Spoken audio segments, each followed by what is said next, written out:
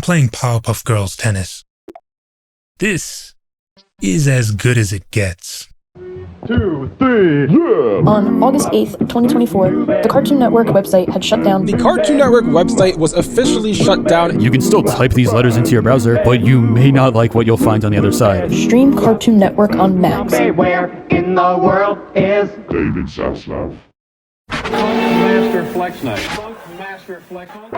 CartoonNetwork.com is dead and WBD killed it.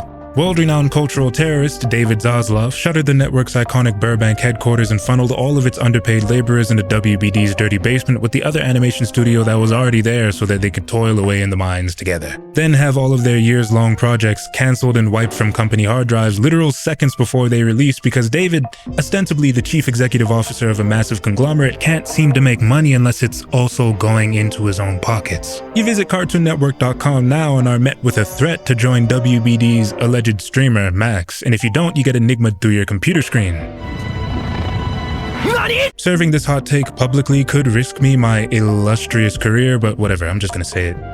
This is bad. Wiping all traces of such a massive online space off the map in order to save a few pennies makes it oh so clear, if it wasn't already, that WBD view important cultural touchstones as a means to an end, and little more than that. Like sure, CN's website can be nixed so you can redirect that youthful traffic to your shitty streaming service that nobody wants to sign up for because who cares? It's just some website that receives a lot of engagement from an important demographic. Hey, maybe they'd be fine with watching their favorite cartoons on your streamer instead. Except you don't even have all of CN's cartoons because you keep pulling them from your service for no reason.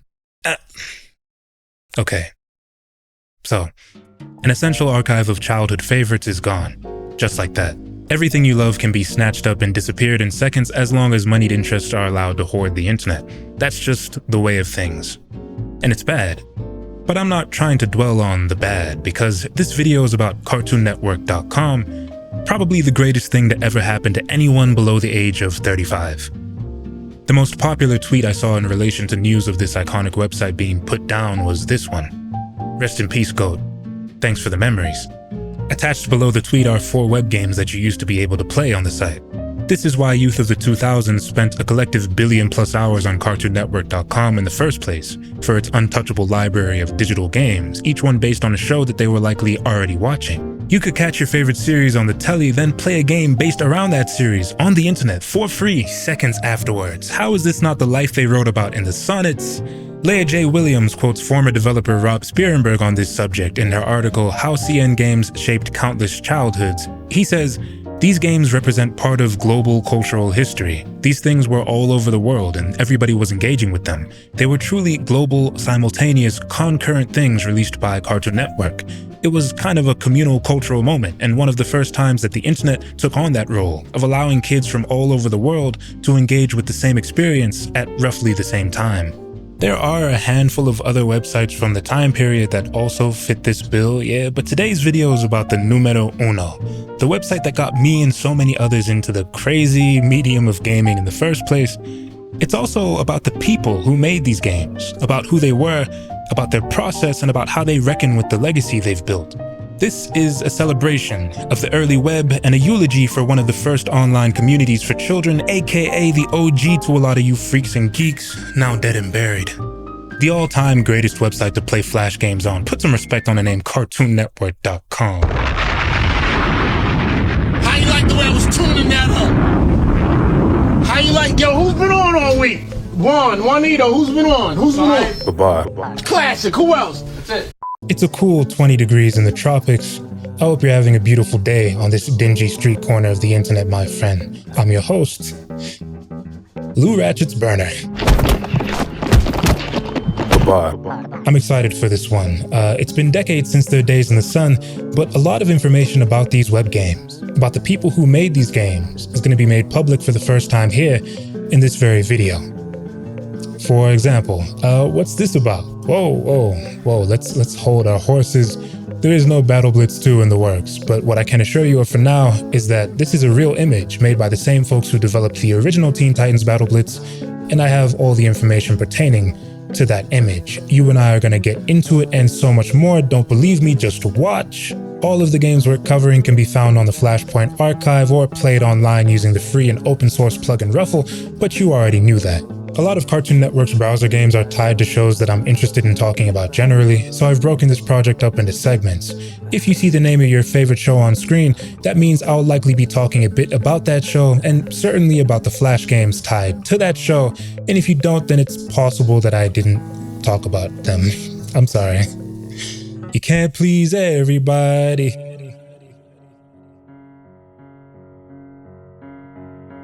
You could still actually play some of them. There's a Dexter's Lab point-and-click little adventure thing where you got to collect glasses for Dexter, and he can reach different areas to find his robot that was lost. And then there's there's a masked wrestling Ed, Edd n Eddy game. I specifically remember there was something about a cartoon island resort where it was like an adventure where you went around and there was all the cartoon characters, and you went around and you know, cow wanted this and chicken wanted that, and you had to go run around and solve puzzles basically by giving stuff to other people and whatever. Funk Master Flex Night. Funk Master Flex. Funk Master Flex. This is what you've been working on all this time? It's cool, but I mean, it's not that cool.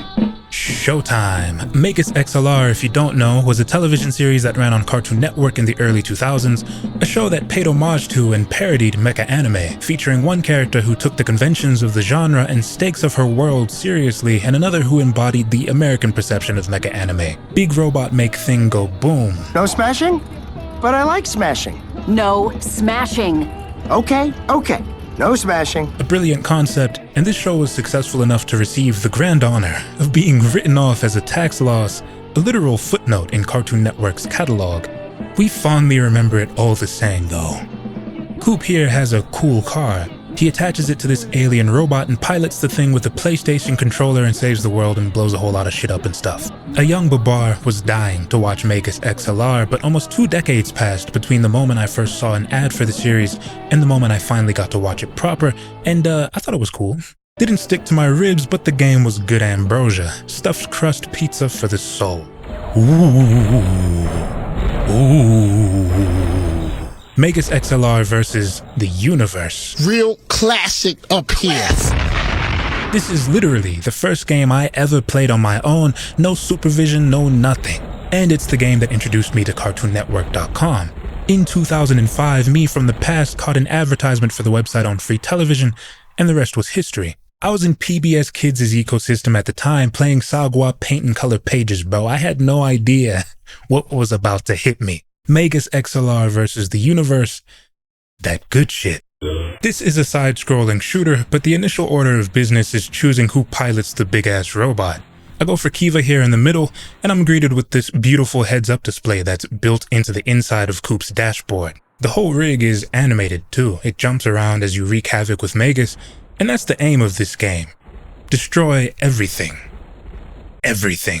You get 2 weapons by default, but you can pick up more in the form of power-ups.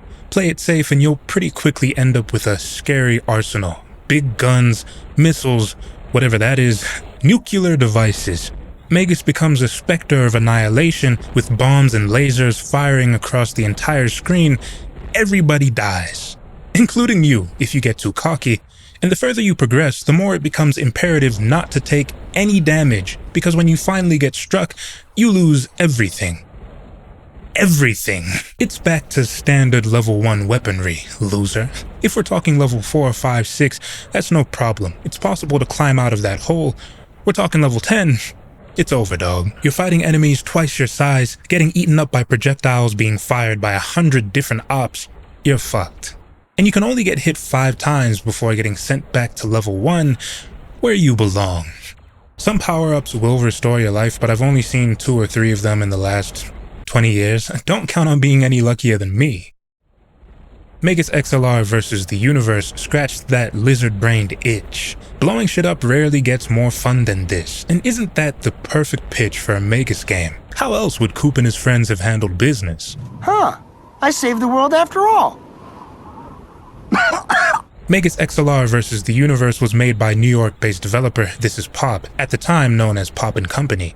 They were a major player for Cartoon Network and beyond in the early 2000s, to the extent that you've probably played at least one of their games before. But just know for now that our business with Pop and Magus XLR vs. the Universe is far from over. In fact, Babar has access to every build of this game, as well as behind-the-scenes elements from other fan favorites, so stay tuned. You're gonna see all of it.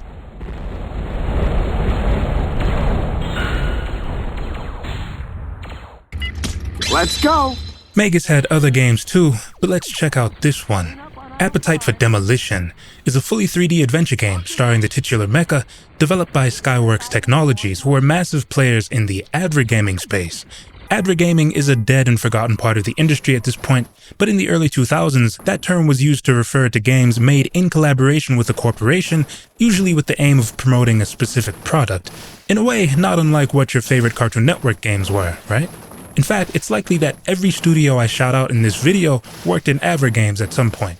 You might even be old enough to remember when Cartoon Network themselves had mad advergames on their website.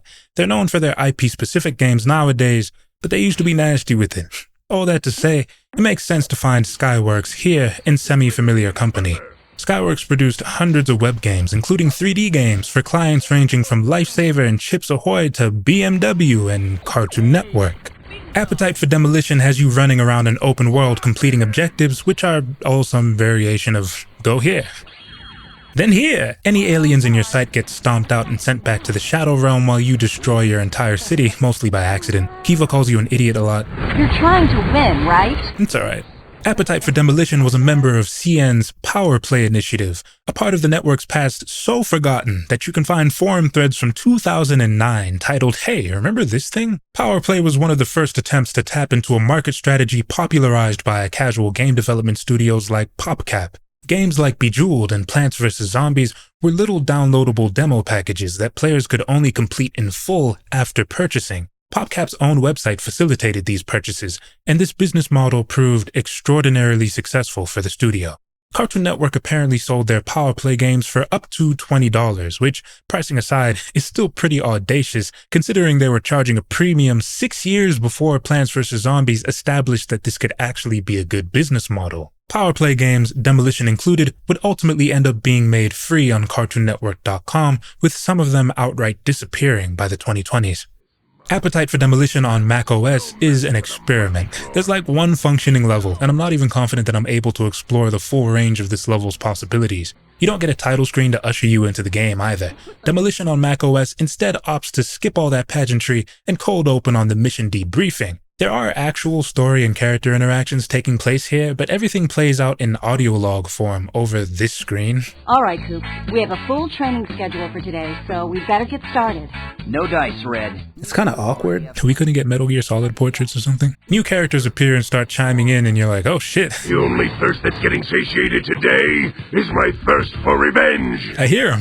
All these old games are built in Macromedia Shockwave, of course, but I was unaware that Shockwave could produce 3D art like this, so I'm marveling at Appetite for Demolition, even if I don't resonate much with it. Imagine playing this in a browser in the 2000s. As for the game itself, it's incredibly ambitious with all these large urban areas to wreak havoc in. Like Magus vs. the Universe, you're given access to a suite of weapons, but Magus is so powerful here that you can get by just fine with your defaults, which are easy to aim and don't need to be restocked. You'll be running around shooting the town up and eventually come to realize that this map is a bit less open than it initially seems. Magus and his cannon fodder often end up being crowded into these small corridors. That makes sense for the setting and scale of these characters, but New Jersey City is also just not the most exciting place to navigate, especially given that you're piloting a giant mech, and especially given that you're guaranteed to get snagged on one of these buildings. You idiot! Nice one, Coop. Who put the building there anyway?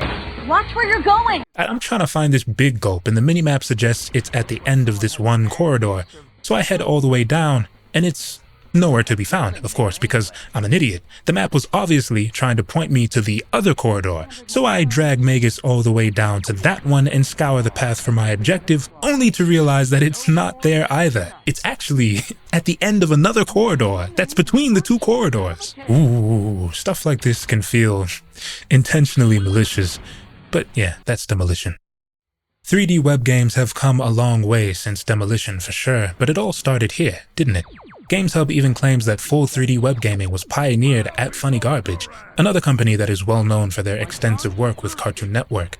I must stress that these games weren't just fun childhood memories. There were real pioneers in the fold here, making use of the internet in ways we'd never thought possible.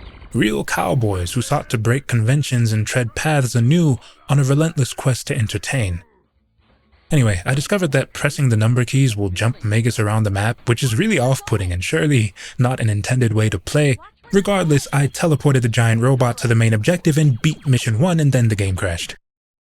On attempt 2, I did get the cutscene that's supposed to play after you beat the mission, and then the game crashed. On attempt 3, I gave up, bro. What do you want me to do? Now, let's see what kind of new stuff the evil me put in Magus.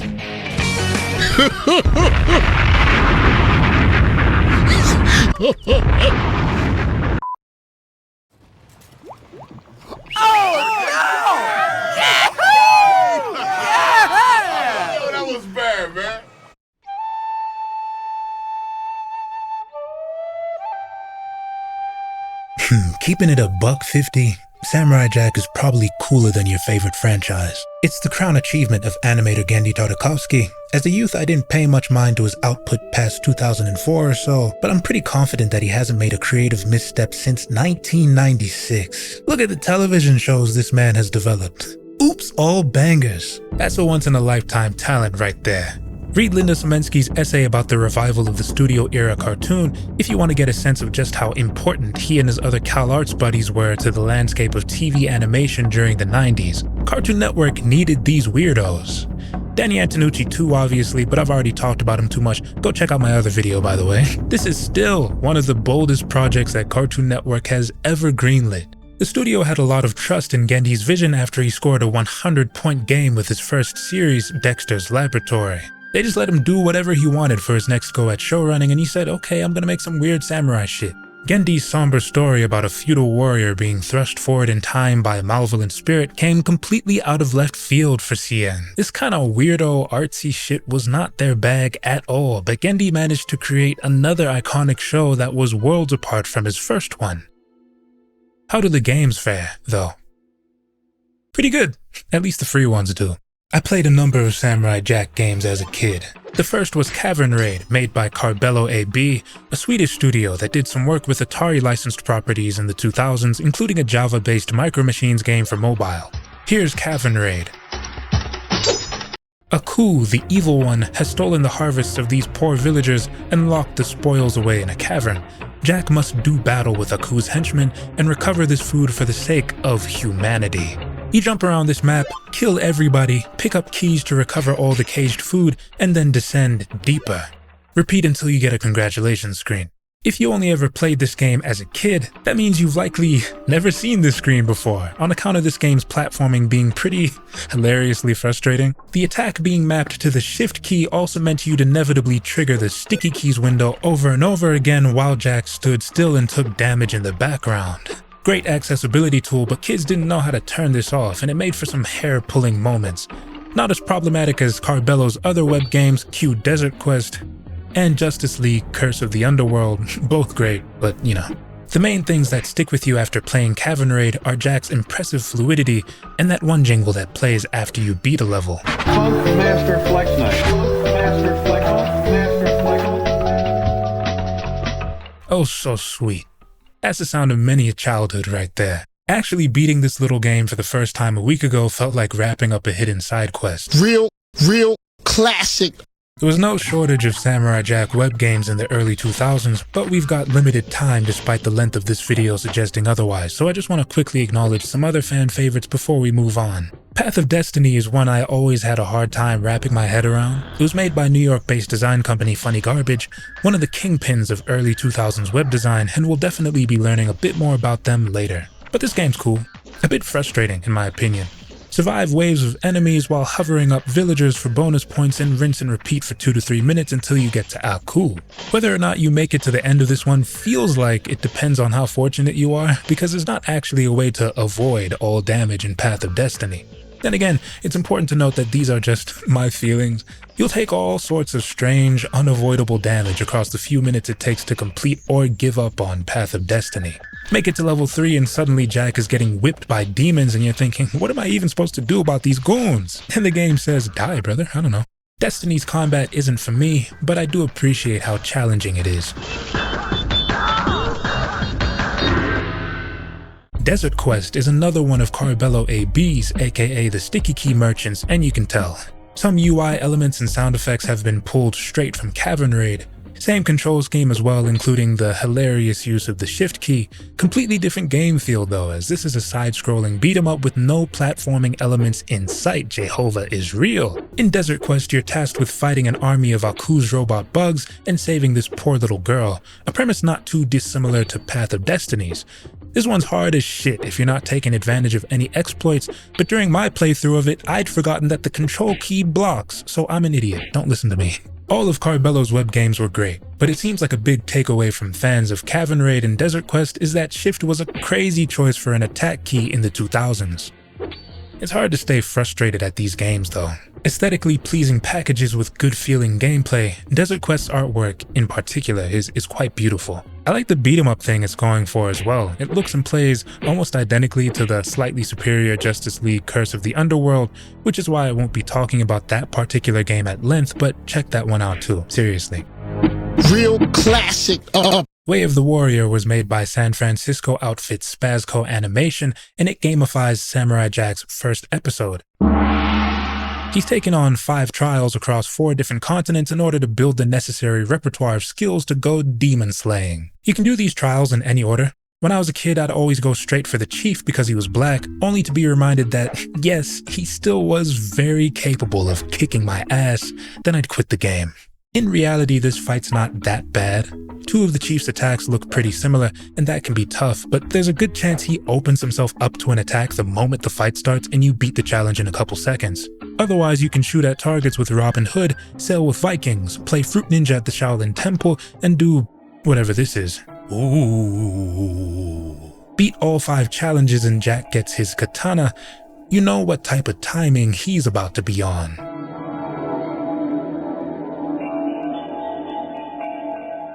You ever played Dark Souls Prepare to Die edition without all the patches and mods and shit? Yeah, that's what Samurai Jack Code of the Samurai is like. In this game, you control Jack as he tears through a number of beautiful environments trying to make it to Aku so that he can put him in the dirt. If you make it past certain sections of these levels, you're rewarded with cool transitions that depict the harrowing tribulation that you and Jack just overcame.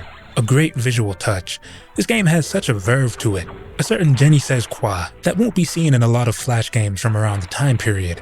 Code of the Samurai just nails its presentation. A desire to see more of what the game has to offer visually will drive you to complete it, or at least make an attempt. This game is very hard. Code of the Samurai gives you 5 tries to beat all 3 of its levels and the big boss fight at the end, with the first level being the game's hardest portion and the last being a cakewalk in comparison. Thank God. It means you get a few minutes of respite before Aku fucks you at the end of this game and sends you packing back to level 1, tail between legs. You take passive damage from these enemies, but it can be hard to tell at first because of the lack of visual feedback. Kiss one of your lives goodbye if you even let 2 of these mobs gang up on you. They will ruin everything in a span of seconds, and you'll be unable to do shit about it. Level 1 also has these spikes shooting out of walls that I think you're supposed to try and avoid, but that's not possible when you're also jumping between 2 moving platforms. How exactly are you supposed to deal with this? You'll feel pretty good about overcoming all these challenges and then get shanked by these nasty serrated blades and oh yeah, there's a boss fight at the end of this level too.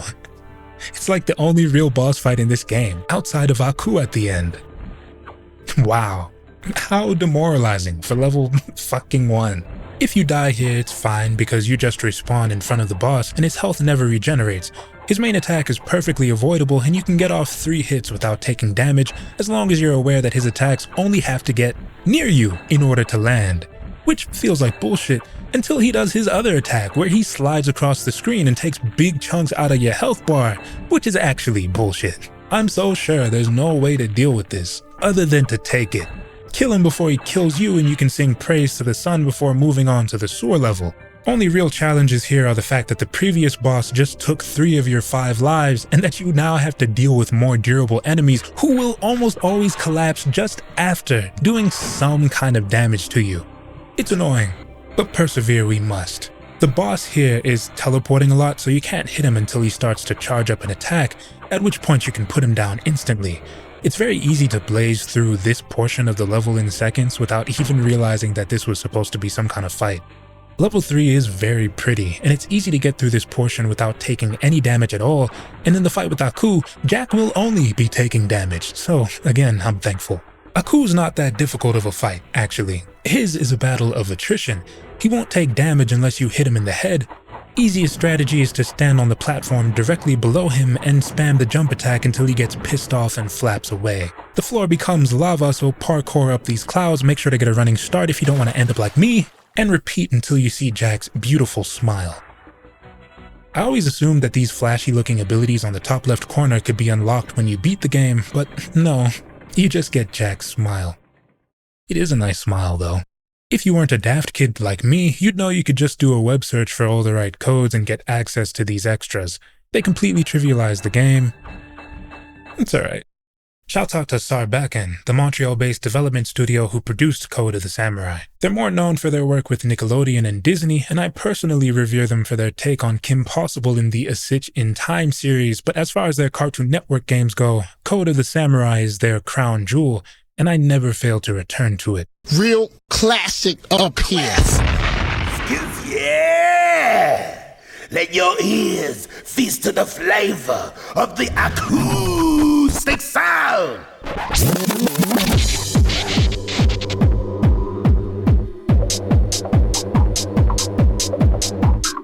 The last Samurai Jack game on our list is Rave Slaves.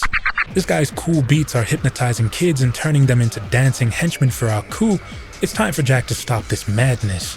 He grabs this, I believe, completely innocent alien teenager and beats them up before donning their costume in order to blend into the party. I think the pacifier is a bit unnecessary, but I've never been to a rave, so.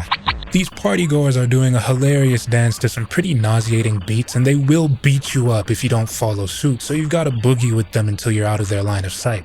Side note, but this ought to happen at the club in real life, honestly. Why are you on the dance floor, phone in hand, 1,000-yard stare, boring holes into the DJ, bro? Fuck out of here, I'm trying to hit the Azonto and shit. Jack's job here is literally to crash this party and ruin everyone's night. You beat up a few speakers, then punch that DJ in his fucking face. This game's cool, but it does start to feel a bit tedious after you push past the 10-minute mark. Also made me seasick. Pardon me, fine sir. Down here, old fella. I was just wondering if you would be so kind as to join us, as we are... Talking demon dogs. Good heavens, where? This one here for everybody out there doing their thug thing. Major players. Whether they grinding, hustling, flipping things. Y'all know what I mean.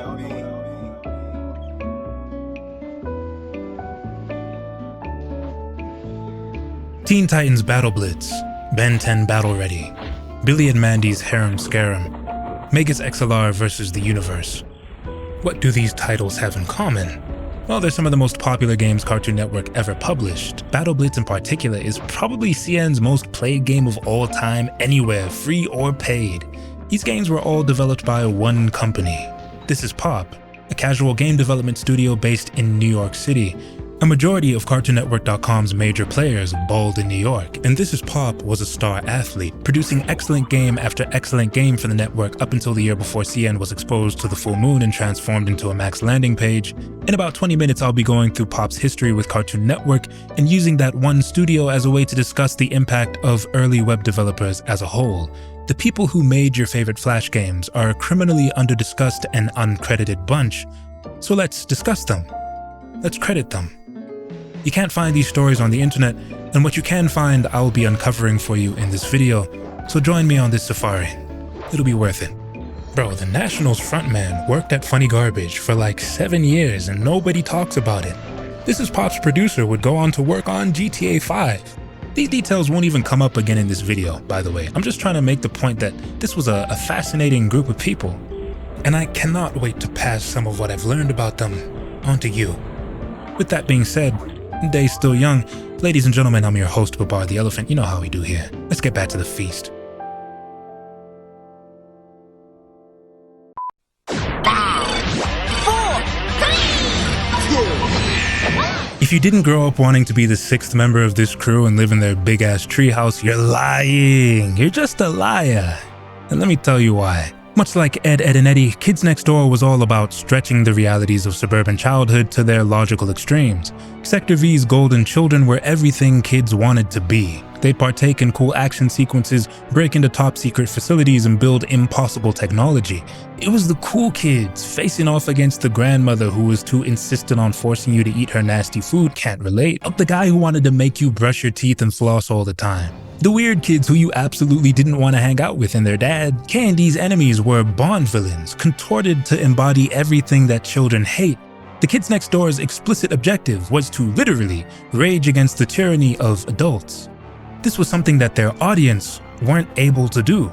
Kids could not actually fight those that leveraged power over them, but the Kids Next Door did, because they were empowered in ways that no kid was. And that's why you wanted to join the Kids Next Door. This show is pretty fun until you find out number ones like Naruto, basically. I think I had a slightly mixed opinion of it when I was a kid. For a series that I will always maintain that I loved, I definitely recall missing a few episodes of it on purpose. That might be worth interrogating one day. Really cool games though. Escape Mission is a classic puzzle game that has you navigating these mazes and trying to find the most optimal path to an exit at the behest of number one. That little boy asked for a whole lot, but we've been new. This game was developed by NetBabyWorld AB, formerly Game Design Sweden AB. You may be familiar with their work on the low-key cult classic Cooler World, an excellent and severely underrated game for the original PlayStation. NetBaby were doing some really cool stuff in the .com era, and we'll briefly touch on them again soon, but Escape Mission is where it all started for many of us. This game is actually a reskin of another NetBaby game, Post Office.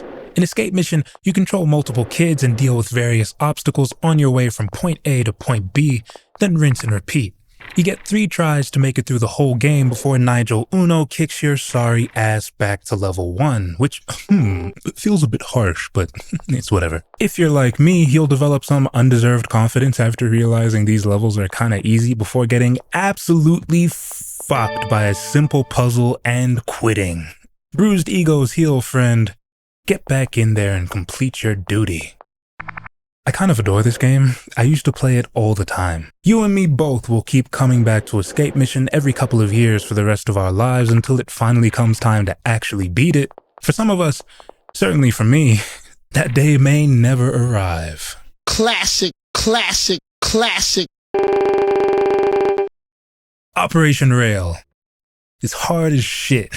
I tried 4 or 5 times to collect footage from this game and never once beat it. And I'm not alone in this. Go into the comment section of any YouTube video featuring Operation Rail and you will find a sea of people who have never beaten this game a single time in their lives. This guy couldn't get past level 1! In Rail, you control Sector V's Mr. Fix-It and all-purpose pilot number 2 as he zips around on this cart searching for his friends. They've been kidnapped and dropped at various points on this expansive roller coaster ride. This game controls real smooth and feels real good to play until you start dying, which will happen a whole lot. And you got 1 try to save all your friends. Multiple lives, forget about it. Just get good, brother. Press Z to shoot.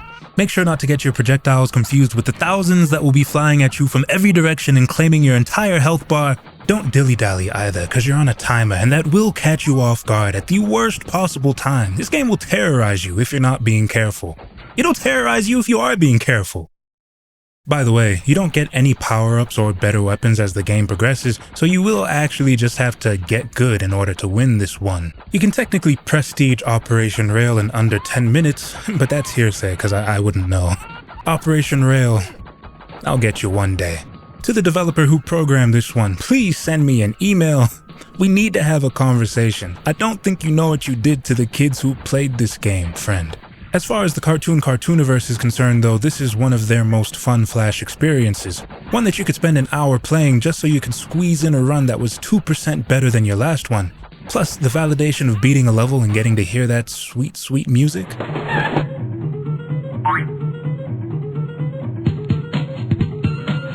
That's the stuff. This is a weird one.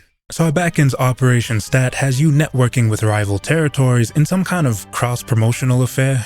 The kids next door are asking other Cartoon Network characters to make satellites out of junk from their respective settings so that they can broadcast some kind of signal. This game's premise is a bit confusing, but we're ultimately just mousing around a few iconic environments, clicking on items that correspond with this blueprint on the left that won't stay open unless you click on it every 3 seconds. That's strange. Once you found everything in one environment, you're on to the next. You're also on the clock, so don't spend too much time admiring all the funny animations and nice colors.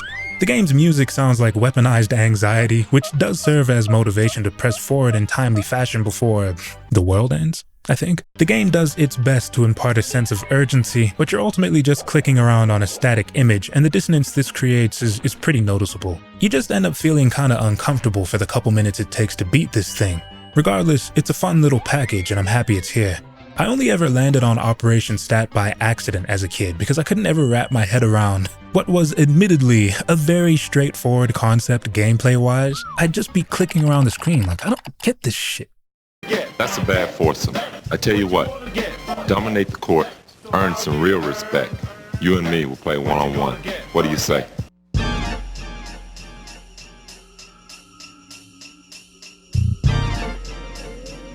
Bring it on, bring it on, bring it on! What you gonna get? Pick up basketball with the kids next door. K&D Slam Dunk ruled. Put together a team of 2 and ball out against your favorite treehouse members in exchange for bragging rights. That's the game. Each kid has a unique shot that can be triggered anytime if you're in the right spot. It goes in 100% of the time, but so does any shot from almost anywhere on the court if you time the release right. This is not simulation basketball. It's something much more novel. Right now, as we speak, you can find 100,000 of the same guy streaming boring old 2K on Twitch. That's what you have to do to make $1 million these days? Why can't I do it playing K&D Slam Dunk, huh? Guys, I'm doing a stream in like a month. Let's research this. Slam Dunk is just a good time. Best basketball game ever released under the Cartoon Network banner, but that's absolutely no disrespect to Toon Hoops, more like Goat Hoops. Turn on Slam Dunk, crank the difficulty up to All-Star, and watch 30 minutes of your day evaporate. Make sure you stand perpendicular to your target when trying to steal the ball. Master that, and you can play entire games in your opponent's half. It's pretty funny. Did I say that? Man, you lucky my shoes didn't get scuffed. The one where you're in a space helicopter. It is my great honor to welcome you to Cadets Next Door graduation! Operation Graduates is a scrolling shooter developed by This Is Pop. The delightful children have stolen a code module, and it's Sector V's job to recover it in a game that serves as the prequel to the Kids Next Door episode of the same name. How cool is that? Season 3's Operation Graduates opens with Sector V returning from an off-screen mission to retrieve this code module, and Graduates, the web game, allowed players to complete that mission themselves. Wonderful synergy between the online component and the TV product, and these were the kinds of head-to-head advantages that allowed CartoonNetwork.com to finish with a healthy stockpile over many others in the greatest flash site of all time, Arms Race. K&D's fan wiki even claims that the network kept track of how many fans beat Graduates, the game. Graduates, the episode, would apparently see Sector V actually fail to retrieve the code module in the event that a majority of players couldn't beat the game, which sounds like some bullshit a fan made up, but I don't know, maybe CN actually marketed the incoming episode this way. That would explain why Graduates is one of Pop's easier games. Network said, yeah, that episode's been ready to go for a month and a half though, we're not changing shit, just make sure the kids can finish this one. Numbers 1 through 5 each have their own little battleship, and you can pick any of them to start with, but the main aim here is to collect power-ups that bolt the other operative ships onto yours, like the Megazord. Once your flying machine is fully spec'd, you're pretty much unstoppable. In that way, Graduates almost feels like a spiritual predecessor to Magus XLR versus the universe, although Magus makes it a lot harder to claw your way back to total annihilation mode once you take a hit. Yeah, Graduates does force you back to square one if you take any damage, but there are power-ups and, critically, extra lives aplenty.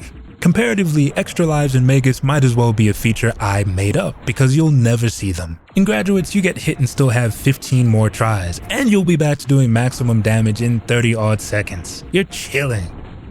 Unless you get hit right before the fucking boss fight, then count your days. It's not over at this point either though.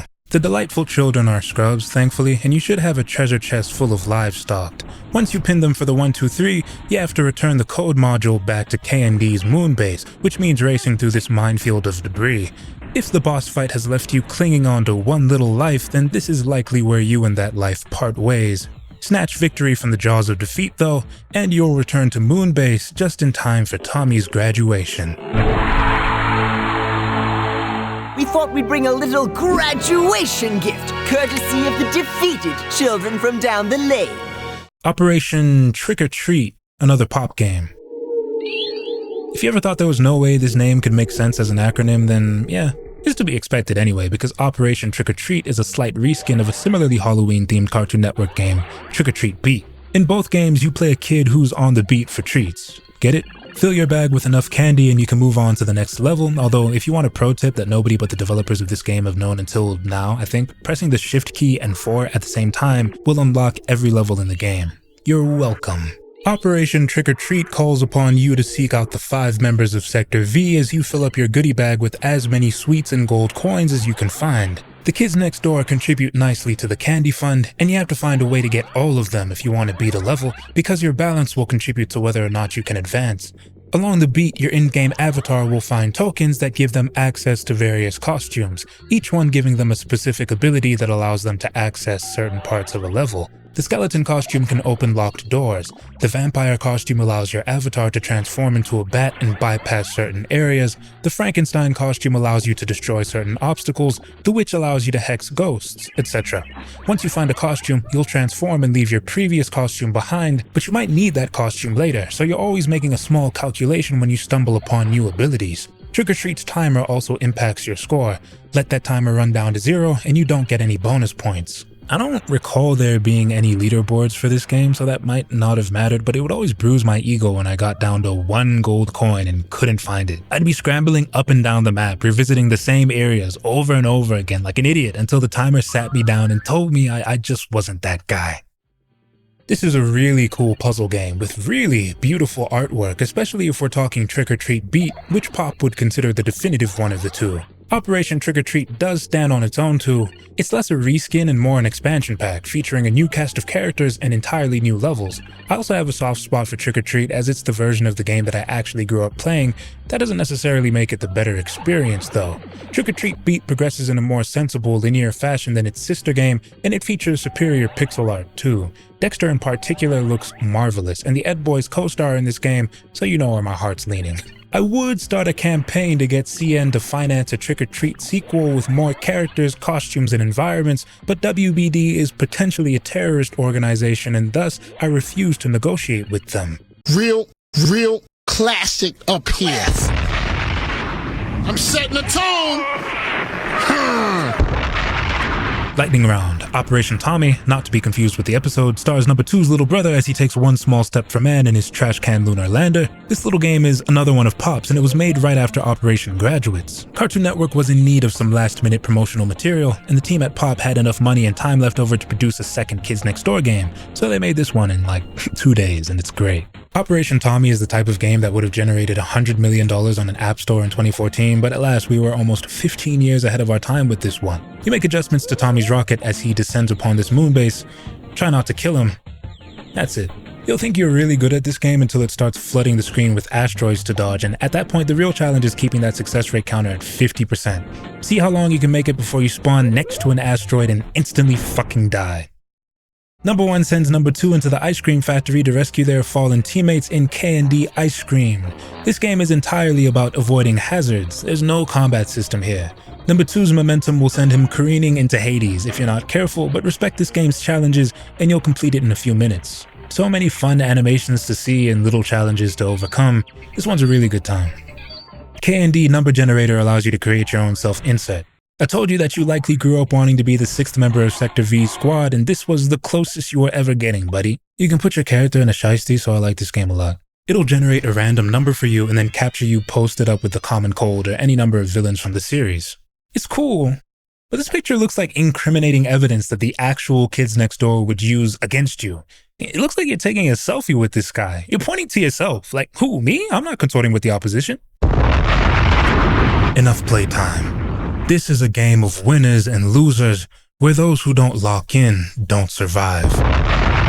We're in the big leagues now. Talk to him, Flex. Yo, man. Operation Startup is Kids Next Door's most ambitious online effort, a sprawling game that covered various sections of the treehouse while allowing you to play as numbers 1 through 5. This was like the Iliad, basically. Demons from the past have teamed up to invade the treehouse, Operation Cannon style, only this time, we're leaving with something.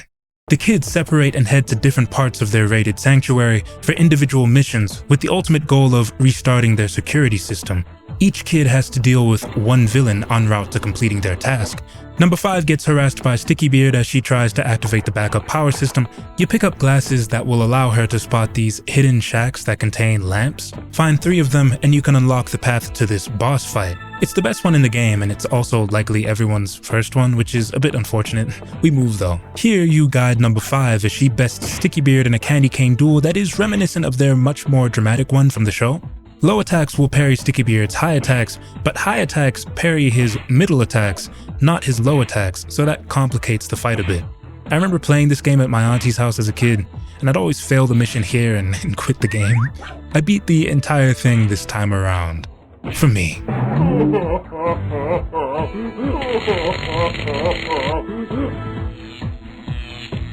Number 4 has to inflate some pneumatic tubes or something. The instructions outright tell you to punch Nightbrace right in his stupid face anytime you see him, which is pretty funny. Get to the boss fight and pepper this dumbass with bullets. He's a pussy, so he'll hop around and duck a lot, making him the hardest boss in the game. Stolen Valor or not, you don't want this loser getting a W over you, do you? Send him to hell.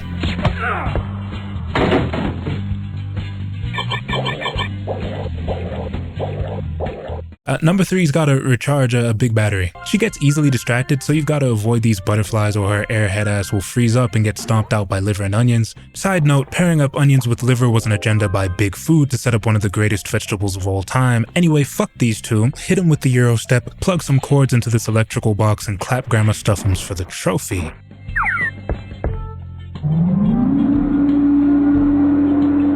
Walking away from Number 2's level completely unscathed is pretty easy. You either have to duck sometimes or stop sometimes. Only problem is his lack of mobility. He takes forever to climb up a set of stairs, and you'll have to do that at least a few times here. I get that Number 2's a big kid, but where did these allegations come from? As far as I remember, my second favorite kid next door is as agile as any of his peers. He has to climb a ladder every night to make it into bed, but now he's gotta hands and knees it up this staircase? Alright, you collect all the parts for this flying contraption and head off to a boss encounter with the Common Cold and his giant scorpion mucus machine, sink a couple vitamin C shots into those nasty glass tubes and he's donezo. Fly up into the upper corners of this screen and this waste man can't even hit you. Once you destroy his machine, he, I think, just dies. Yeah. You'll complete Number 1's mission in like 35 seconds and wonder what the hell just happened. He gave himself the easiest task out of any of these kids because he's a bad leader. He literally just has to beat up the Toilinator. A complete bum. Granted, the gimmick was only ever going to take him so far. Lizzie's sporadic appearances make for the most threatening part about this fight, but she cannot contend with this Hall of Fame vertical. Slap the toilet merchant for the end card. Classic game. I kinda doubt most kids completed this one, or maybe I'm coping because I was never able to do it as a kid myself. The boss fights are more interesting than the in-between moments, so it sucks when you lose and have to redo the entire level, but I'll take any skill issue comments on the chin. Such is life. The most iconic Kids Next Door game of all time for my money. Another Sarbacan-made classic. Merci to the good folks over there.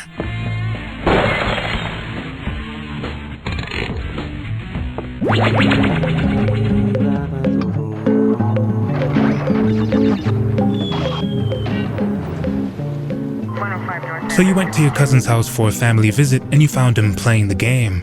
He didn't want you mucking around on his Crash Bandicoot save, so he plopped you in a corner, handed you an unplugged controller, and you got to tapping. Mashing buttons while staring into the television screen was a good time, although your inputs weren't actually doing anything. You were just watching your cousin playing. Just like so many of us who probably owe our extended family members a slap behind the head, you were young and foolish. Plus, there wasn't any console to come home to. If you were going to have the time of your life, it would have to be now. Until your moment of glory evaporated and you had to go home. But no need to fret, young soldier. We didn't have a console at home, no. We had something even better. We had a dial-up connection. Time to go claim that glory for ourselves then, on our terms. Ladies and gentlemen, you're watching Babar the Elephant. We're so happy you're with us, and we'll be back with you shortly. So call 1-800-614-3434.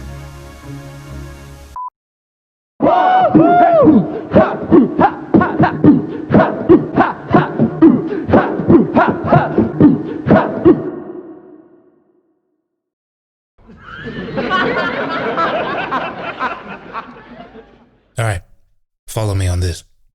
So here's what you do, right? You open Excel and scroll down to the 95th row. Then tab key so you're in column B over here. Go to the help section, then hold down Control Alt and Shift while clicking the tech support button. And suddenly, ooh, our operating system has just gotten a lot more interesting. This seemingly random series of actions and button combinations has enabled Windows to open a portal into the Hall of Tortured Souls.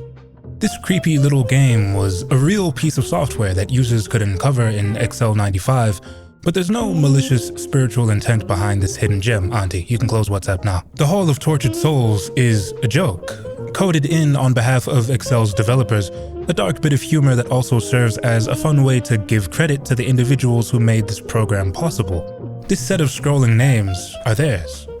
So yes, this is real software that anyone with Excel 95 can access, but no, Bill Gates isn't actually a demon. I mean, he is, but you know. Tortured Souls is what we'd call an Easter egg, defined by Nick Montfort in his book Racing the Beam as a message, trick, or unusual behavior hidden inside a computer program by its creator. Excel 95's weird dev room was the first Easter egg I ever remember encountering, thanks to an outdated school computer lab and a childhood friend who knew he was about to blow some kid's mind. On the subject of Easter eggs, Montfort writes, computer software, produced in business contexts or otherwise, is often impersonal. Easter eggs lay a human touch on such artifacts, reconnecting them with their creators and the craft practice of authorship. Easter eggs are cool. They're fun to learn about and probably even more fun to devise. Games culture even celebrates them. The origins of this term lie on morally bankrupt ground though. Don't touch that dial, kids. Let's go on an adventure.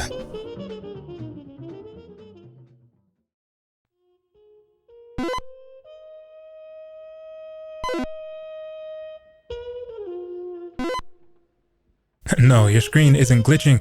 This is the game, Adventure, officially developed by Atari Incorporated and released in 1980 for their video computer system.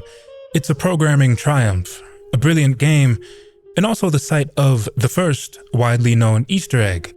The story goes that Warren Robinette, a young game programmer, visited Stanford in 1977 and got to see a game called Adventure, also known as Colossal Cave Adventure. This experience would inspire him to make a graphical version of the game. But Warren was under Atari's banner. Atari, who recently underwent a corporate guard change and was now adopting a policy of crediting Atari and Atari only for the development of their games. Corporate believed this mandate would prevent rival companies from poaching their developers, if you believe that. Game designers like Warren didn't buy this though. Warren himself suspected that labor was, quote, kept anonymous to prevent them from getting known and having bargaining power. A number of Atari's high-profile developers would concur and even leave the company as a result. This coalition of game designers would form Activision, the first third-party game developer, ixnay with the umpany K, so Warren would see no credit for an artwork that he conceived of and programmed. Abominable work. This ruling was particularly egregious for the time period, as Atari's game programmers were the sole auteurs behind these works. Of Atari's developers, Montfort in Racing the Beam writes, programmers were responsible for every aspect of the game's production, up to the point where it went on the cartridge. In order for Robinette to complete Adventure, he'd have to write its code, draw the game's graphics in hexadecimal, and create its sounds himself. The singular man, what part of this game was not his? And yet he'd receive no acknowledgement. So fuck it. Warren decided to claim ownership of his game anyway. Adventurers could grab a bridge item and use it to access a hidden room. Entering that room and shimmying against the right side of this wall would grant a new item, a pixel-sized dot which the player could take with them to an eastern area of the map. Placing 2 items on the floor of this area, pixel in tow, would disappear the right-hand wall, revealing Adventure's secret. A singular room, holding Warren Robinette's signature. What a reward for the truest and most discerning adventurers of them all. A message from the game's own designer, saying, "I made this." They had the power to keep my name off the box, but I had the power to put my name on the screen. By the time players discovered Warren's room, Adventure had been out for a year, and the man had left Atari, making off like a vandal in the night, like he sprayed a tag over his other tag. But he'd created a legacy for himself and for Atari. The term Easter egg was coined internally by the company in reference to Adventure's hidden message. Atari initially wanted to ship new copies of the game with Warren's Easter egg removed, but realized it would be cheaper to capitalize on the fervor surrounding his game. Easter eggs would be in all of their games going forward, as a matter of official policy. This entire fiasco ought to have been a scandal.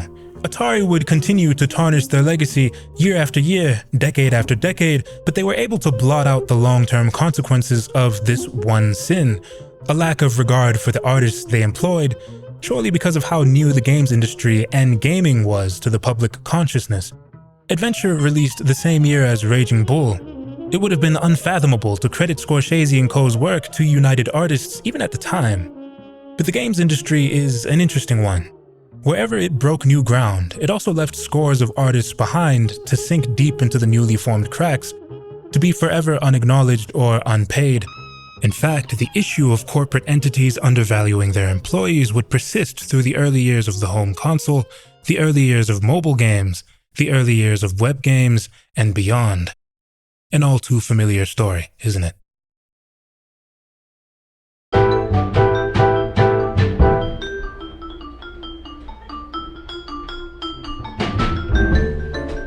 Rest in peace, Goat.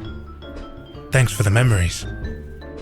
These memories, though, this history, these games and the platform they were hosted on, why did Zaslav and other decision-makers at WBD not see fit to preserve this? This incredible digital library and the livelihoods of the developers who built it? Well, it was likely just to save money. To cut a corner and skirt past a financial niggle, you've seen it in your field too, right? In the game industry, it's incredibly common to be let go with little to no explanation or notice due to fiscal objectives not being met, targets changing, or whatever else. And that's what happened here. Cartoon Network Online was shuttered so that Public Enemy #1 could get away with paying fewer people.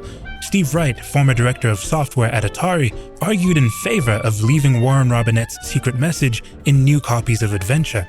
He was likely making a business calculation at the time, but he still, in a way, had to reckon with the fact that his company undervalued a brilliant developer, something Zaslav and his fellow decision-makers at WBD never had to do.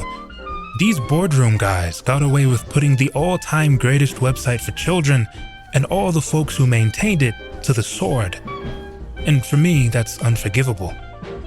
But like I said, I'm not here to talk about the bad, because I want to talk about CartoonNetwork.com and the developers and web designers who made this website possible. I want to learn about and appreciate the work these folks did, present a snapshot of who these artists were at large, and make sense of the context in which they worked, all while exploring Cartoon Network Online's fascinating history. And in order to do all of this, I'd like to tell the story of one studio. This is Pop. Make no mistake, this isn't just Pop's story. In some way, this is the story of every web developer who made their way in the early 2000s. These next few segments are dedicated to Cartoon Network's earliest vendors and to all pioneers of the early internet, known or unknown, cowboys of the wild web. So much of your history is already gone, permanently gone. But that doesn't change the fact that you are all major players, as major as anyone. I can't tell all of your stories, but let me know if you've heard this one. Boy, the way Glenn Miller played songs that made the hit parade. Guys like us, we had it made. Those were the days. And you knew when you were there.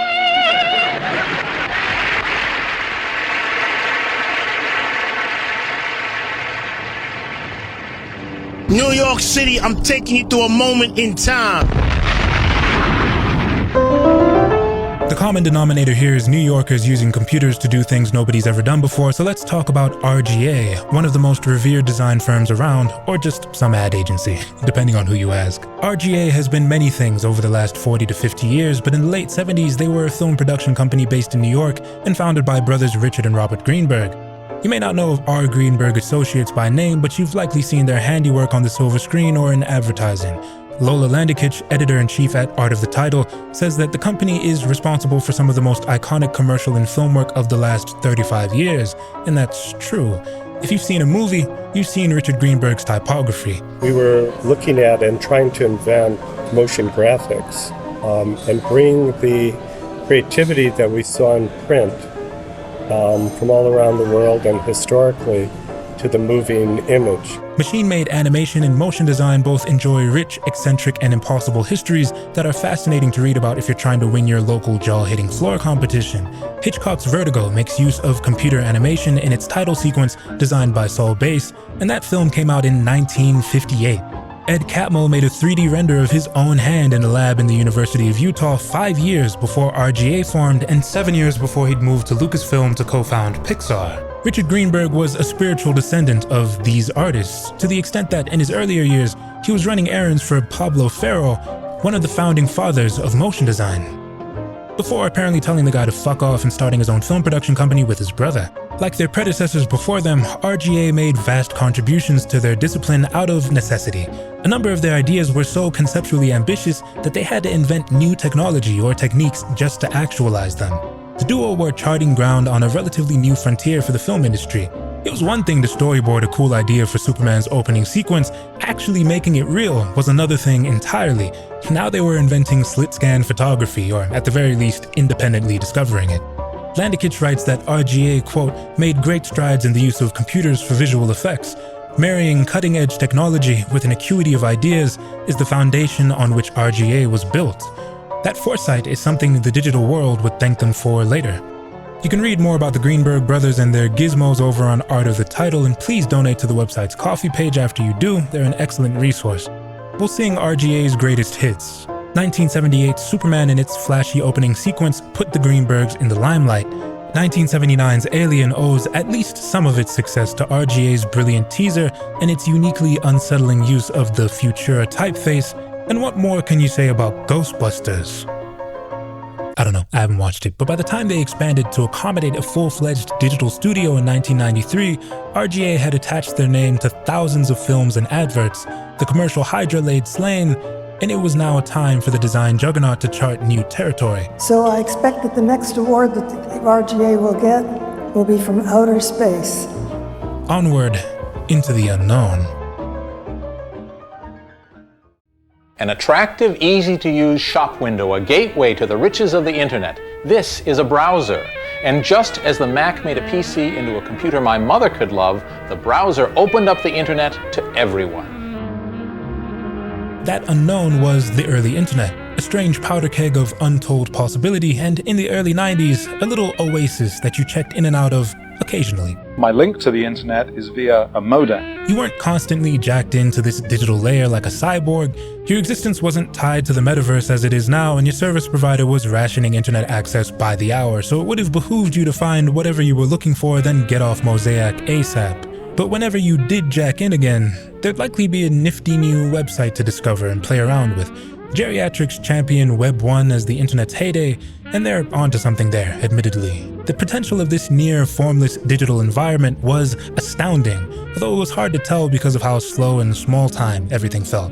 Regardless, the object for frontiersmen in the know was to shape this environment, to convert the potential energy of the web into kinetic energy. And who amongst the ball knowers was more prepared for the coming epoch than Greenberg and Associates? Enter RGA Interactive. Hey, nice, huh? Come on, I'll introduce you to some great people. Hey, that's MSNBC. RGA's little cousin would seem like a footnote in the company's history if you skimmed its wiki page, but this subsidiary quietly produced some of the most forward-thinking games and interactive environments, I think, in history. Which is crazy because nobody talks about them. But we ought to now, if only because RGA Interactive bred the company that would produce so many of Cartoon Network's most acclaimed and popular games ever. are suspects 3, Tracy Fullerton, Frank Lance, and Vincent LaCava. In the late 90s, these RGA recruits were building Web 1 sites and so-called proto-social experiences for clients. Proto-social experience isn't an official term, but it's the best way to describe a handful of online environments that allowed disparate users to interact in meaningful ways nearly decades before social media corporations and their lobbyists formalized, standardized, and neutered much of the internet. The rule of the game seems to be, if you can find a lot of third-party information about it online, it's likely not proto-social. And shouts out to bulletin board systems, but they don't count because they're pre-internet phenomena. In the mid-90s, you could go to artmuseum.com and explore virtual versions of real-life art spaces while interacting with other people's avatars. Nowadays, you go to the Guggenheim's website, you scroll a bit, it's boring. RGA Interactive's most widely known game, and one of the most widely known proto-social games in general, is Tracy Fullerton's Netwits. Live from RGA Studios in Midtown Manhattan and beamed to you from across the Microsoft network. Good evening and welcome to Netwits, a beautifully designed piece of software that transported its participants to a 1950s game show emceed by the hand-drawn Vic Marvelous every weeknight at 10 p.m. Eastern. Time to stop messing around in the Hall of Tortured Souls. There's nothing to fucking do here anyway. Let's watch some real internet TV. Click on the On Stage tab here in the MSN News magazine and you could jump into a Netwit session with thousands of other players competing for real-life prizes paid for by real-life sponsors. Beating a handful of netizens at some minigames might have been the only challenge, standing between you and an all-expense-paid trip to New Jersey. I'm locked in. Netwits was one of the first games where anything like this was happening at all. The first multiplayer casual game, and Microsoft presented this experience as a sort of online TV show, so I don't know if players even thought of Netwits as a video game. Tracy herself claims that her team spent over a year developing one of the earliest massively multiplayer server systems and a custom client solution, with graphics that went far beyond what the web had previously supported. Yeah, all of that before Shockwave Flash and a more mature internet ushered in an easier way of doing these things. With Netwits, RGA Interactive would etch a permanent mark into the World Wide Web. Then they do it again, then again with Sony's Jeopardy and Wheel of Fortune in 1998. The 90s were an exciting time to be a frontiersman on the internet. They certainly were for one Vincent LaCava. He joined RGA at the recommendation of Susan Miller, the well-known astrologer and horoscope writer. That's interesting. At the time, she was simply an artist manager representing his grade school buddy, Mark T. Smith. Oh, if only she knew what would become of herself and Vincent, although she probably did, right? R. Greenberg Associates was a design kingpin, and so Vincent was working on logos, fonts, and all sorts of promotional materials for some elite clientele, including IBM and Prada. Renowned developer Tracy Fullerton would bring Vincent into the fold at RGA Interactive to direct Netwits' visual design. During his interview process, he presented Tracy with drawings for a prospective series he was calling Fat House. Fat House featured these really distinct characters that he'd been working on for years, and their likenesses became reference points for his collaborations with Tracy going forward. In the mid-90s, Vincent was splitting his time between RGA, Tracy's game development company Spiderdance, and a personal venture, Pop Characters Inc., a two-man design company comprising himself and the aforementioned Mark Smith. Small tangent, but you may know of Mark's Taco Bell paintings. These works decorated thousands of the company's restaurants across America, and it became routine for them to be stolen and auctioned off in what is now, apparently, a little thriving black market for just Taco Bell art. You should read about this story if you can, it's pretty interesting. But Pop Characters was formed in 1996, decades before Mark's artwork inadvertently spawned a new illegal marketplace. Small, New York-based design companies like Pop Characters Inc. were making seismic waves during the dot-com boom. Take Funny Garbage, for instance, who spent the late 90s designing a whole host of iconic websites. CartoonNetwork.com and CartoonOrbit.com, Noggin.com, Nickelodeon.com. Damn! Pop Characters took inspiration from companies like these and sought to make their own way on the internet. And they were onto something, even in their infancy. They had these really beautiful, eye-catching business cards, one of which caught the eye of Sam Register, Cartoon Network's Renaissance man, vice president, and one of the most important figures in the history of the company. Also a life-size human cartoon character, claims Vincent in a 2001 interview with Communication Arts, Sam, like Pop, had come from the world of advertising, and he was the ideas guy behind CartoonNetwork.com. The story with Pop goes that Register saw one of their business cards while he was meeting with a competing design company. The card was posted to a billboard somewhere. Sam snatched it, and a decades-long relationship formed, beginning in 1999 with The Marshmallow Money Show. This 3-part Pop-made online series was part of Cartoon Network's Web Premiere Toons initiative, another Sam Register idea, and a bold play on World Premiere Toons, the CN anthology that served as a launching pad for shows like Johnny Bravo, Dexter, the Powerpuff Girls, and Cow and Chicken. Online cartoons for kids weren't a new phenomena at this point. Sports Illustrated Kids mascots Buzz Beamer and Whitney Jones starred in a number of interactive Flash animated shorts. I believe these are all from the mid to late 90s, and they're some of my favorite animations of all time. Maybe I'll talk about them one day, I don't know. Here you are, 13 large pepperoni pizzas. And AOL produced web shows for their AOL Kids service. Their most notable effort was 2003's Princess Natasha, a spy comedy shoujo that was successful enough to be merchandised, Nintendo DS game and all. Natasha even briefly found a home on Cartoon Network through the AOL Time Warner connection, which is hilarious. Did they air the episode where the Halo soundtrack plays in the background?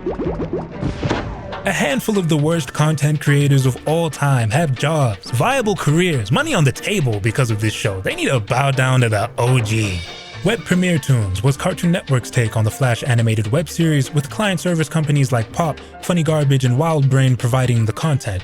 Kids could visit CartoonNetwork.com and tune in to online exclusives, Prickles the Cactus, Wendell and Woogums, Pink Donkey and the Fly, and Uncle Squirrely. They'd sit at the family computer for a half hour waiting for a short to load, and when they finally got to play one, it would sound like this. What the fuck is anyone saying? Animated shorts were miracles of the early internet though. Many of Cartoon Network's were interactive, and some got pretty ambitious in length.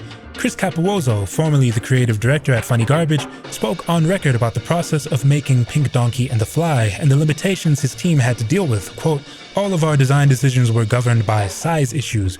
We had so many limitations to deal with. We were trying to make something that could work with modems. Everything about the show had to be pared down. We were constantly dealing with download issues. It was all about compressing the various file elements to within a breath of their life." This was 1999. Rick, why you have to bring that ball? I ain't saying nothing if it get took. Y'all want to see a dead body? Yeah. I want to see a cool website. This is Y2K, baby. It's cool websites for days, bro. Man, let me drop these GeoCities blogs on your head top. More GeoCities blogs. More GeoCities blogs. Hey, we'll get into Flash proper in the next video, but for now, just know that Macromedia's Miracle application made it easy for visual designers with limited programming know-how to build really cool interactive web pages with fresh, innovative user interfaces, the likes of which we'd never really seen before. The likes of which, honestly, some of this shit was unwieldy, but that's just how experimentation goes, right? Let me put these rose-tinted Ray-Bans back on. These sites were so indulgent that they sometimes broke purist classifications of what a website even was. Unnecessarily lengthy introductory sequences were real common in Flash's day, to the point where the trope became a joke among enthusiasts. Zombo.com is a famous parody of this indulgence, subjecting visitors to a 2-minute-long intro before asking them to sign up for some bullshit. Welcome to Zombo.com. This is Zombo.com. Welcome. And that was part of the magic of a pre-adolescent internet. Flash did produce some bad design tendencies, but it also seemed infinite, and on a primal level was just dope. Like, look at Donnie Darko's promo page. All this to tell you to go watch some indie movie. I've never even seen Donnie Darko. Guess what? I'd like to now. I'm not particularly enamored by the world of advertising or anything, but web design in the late 90s and early 2000s came off as a seriously progressive art form, no matter where you were looking. This is a website, by the way. For some French cartoon. You interact with the site by manipulating this avatar almost like a game. Isn't that something else? Funny enough, Cartoon Network's website would have been a unique exception to all this indulgence at the time. Straight HTML and CSS with no use of Flash or even JavaScript in sight, pun intended. Cartoon Network's iconic scrolling top bar, designed in Flash, wouldn't even be introduced until the years following the dot-com boom. 1999's CartoonNetwork.com was a modest affair. Graphic designers would draw artwork for the site and pass those drawings to some HTML experts who would cut these designs into blocks and arrange and format them so they'd look proper on the published web page. That was it. Even still, Flash-made content was what drove young fans to tap in with Cartoon Network online whenever they went surfing. The Miracle application. Flash bred a deep well of a subculture that anyone could fall into and keep falling. And for young visual artists on the frontier, 1999 was their time to pocket real cash money, as investors were seeding just about any new online way station in this exciting, exploding marketplace with delicious capital. The dot-com boom made it seem possible for any wizard to build notoriety online. For independent entities who just wanted to make cool shit on the internet, there was no better place to tell the world you existed than on your own kick-ass website. All of a sudden, you'd be getting official emails asking you to attend the Flash convention or to reskin your game for the Cartoon Network. Yeah, how do you think networks like CN or Disney became clientele for so many independent design studios and casual game development companies? Pop came up through Sam Register, but their circumstances were fairly unique. Vendors were, for the most part, discovered internally at Cartoon Network by people in the know. The process was a casual one. If a CN guy came across a cool Flash game, he'd find its developer's email and make an inquiry. Easy as pie. This is how devs like Fairy Halium became vendors for the network. Fairy Halium is known for Original, a website of original Flash games that he launched in 2000. Each of these games is centered on one core idea, and Fairy's art style provides a sense that Original and its many games form a holistic experience. They're just beautiful little packages with great scoring and quirky premises. Swedish startup NetBabyWorld also did the dance with Cartoon Network for a while. 1999's NetBabyWorld.com cast a set of original characters in these retro-looking Flash games and 3D animations. Actually one of my favorite concepts for a website ever. Venture capital left millions on the table when they abandoned this one. NetBabyWorld still functions, but its games are all unplayable and most aren't archived. Thankfully, you can still get a one-to-one sense of what they feel like by playing any of their CN reskins, K&D's Escape Mission, Dexter's Labyrinth, and Dexter's Mixmaster. Cartoon Network had a habit of reaching out to potential vendors because they were publishing games to their website at least every other week, maybe more once video games became the new zeitgeist of the information age. At this time, the dot-com bubble was already bursting, and investors were pulling funds from internet startups left and right. Investors includes CN, by the way, kinda technically sorta if you factor in their relationship with Funny Garbage. The New York-based design studio weren't only contracted to make games for Cartoon Network, as we've learned. In fact, at the point when CN's online component launched, most, if not all, of its content, including the website's display layer and all of its games, was handled by Funny Garbage. And I do mean pretty much everything, at least until the very end of the 90s. Funny Garbage were proper OGs with deep ties to Cartoon Network, to the point that CN had an office in Funny Garbage's building. This relationship was ultimately de-emphasized in the 2000s, around the time of the dot-com bust, with Cartoon Network transitioning from Funny Garbage to a combination of internal games development and vendors, plural. The dot-com bubble would eventually burst, but the end of this internet age was very kind to web games as a whole, certainly if you were a vendor. 2000 and 2001 bore the PS2 and original Xbox, and new advancements for arcade games in the home saw interest in gaming everywhere skyrocket. Small games, tall games, web games, feb games. A former developer at the network tells me that in 2000, it suddenly felt like everyone at the company was curious about or even wanted to make video games, after expressing virtually no interest in them at all just a year prior. Fake love, but the cash flow was real. For game development startups like NetBabyWorld, client work for Cartoon Network was an easy pivot after all that dot-com money shriveled up. Here's how it all breaks down. Cartoon Network's yearly budget for Flash games around this time period was in the ballpark of $1 million, touching $2 million around the time of the dot-com boom. Small games would earn vendors a $15,000 check from the network. These projects could be completed in days minimum and weeks maximum. Turnaround time probably wasn't enough to do any serious animation, so you kinda got what you got with these games. Medium-sized games cost between $30,000 and $40,000, with the largest web games costing up to $85,000. I'm also told that there are a handful of 0.1% games which ran the network 6 figures, 100 plus racks. And I can confirm that the Powerpuff Girls Showdown in the Sky, made by Pepworks, who did a lot of interesting and likely very expensive work in 3D web gaming, is one of these 6-figure games. Hard to fault Top Brass for sinking all those funds into what must have seemed like the new exciting market's newest excitingest trend. The times were indeed both new and exciting, after all.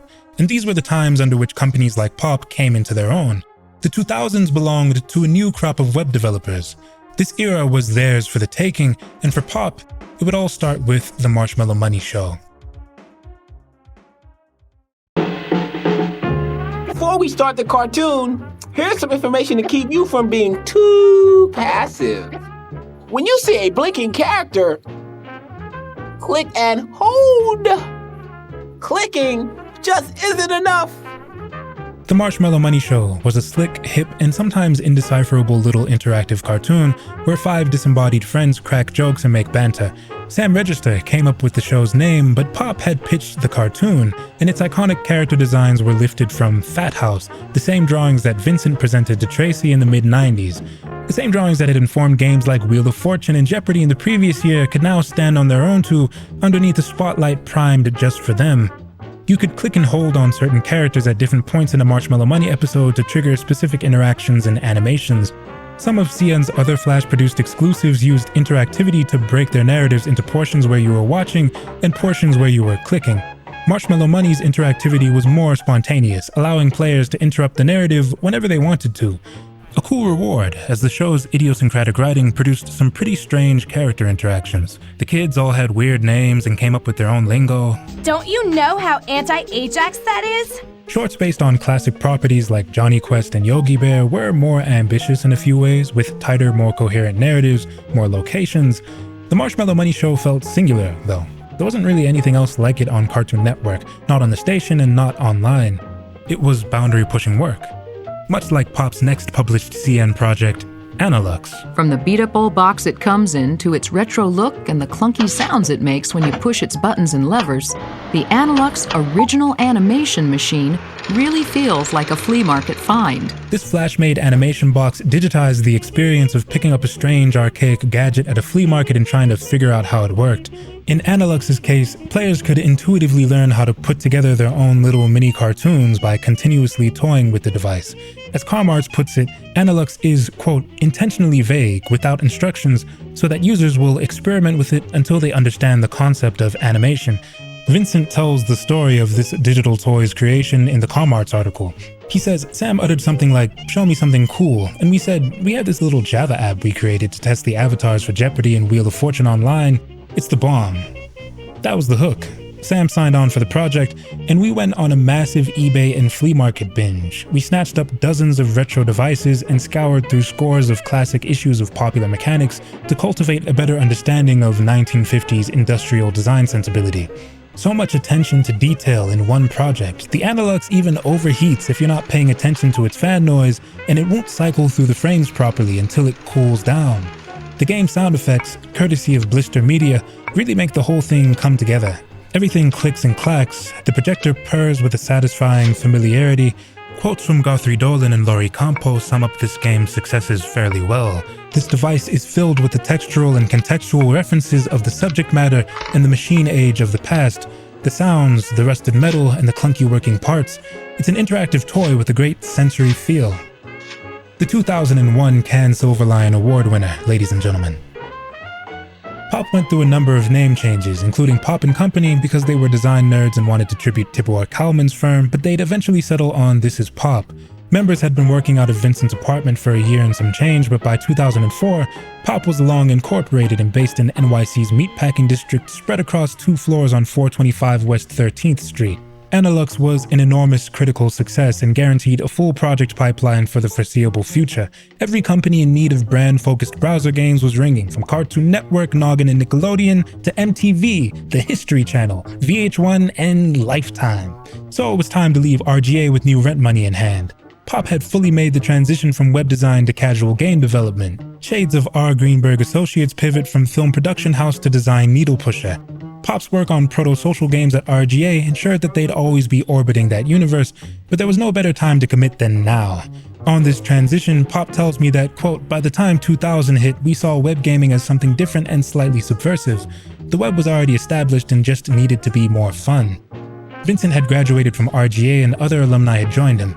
Kelly Galligan, Pop co-founder and GM, and Frank Lenz, lead game designer, along with Dimitri Detserides, not an RGA guy, but a young filmmaker who would serve as game designer and producer. Also Mo the Shop Dog, who kept, quote, an eye on the movements of people in the office just like a CEO, according to Japanese magazine Design Workshop. Howard Wakefield, Scott Gursky, and Jesse McGowan would round out Pop & Company's core team and cover various programming and visual affairs. Here's Howard and Vincent posing with a male stripper in 2008. This Is Pop was partially an extension of RGA's legacy, one of the many leaves to branch off from the Greenberg's learning tree. RGA Interactive would etch a permanent mark into the World Wide Web with the first ever multiplayer casual game, and Pop would do the same via the Cartoon Network only a few years later.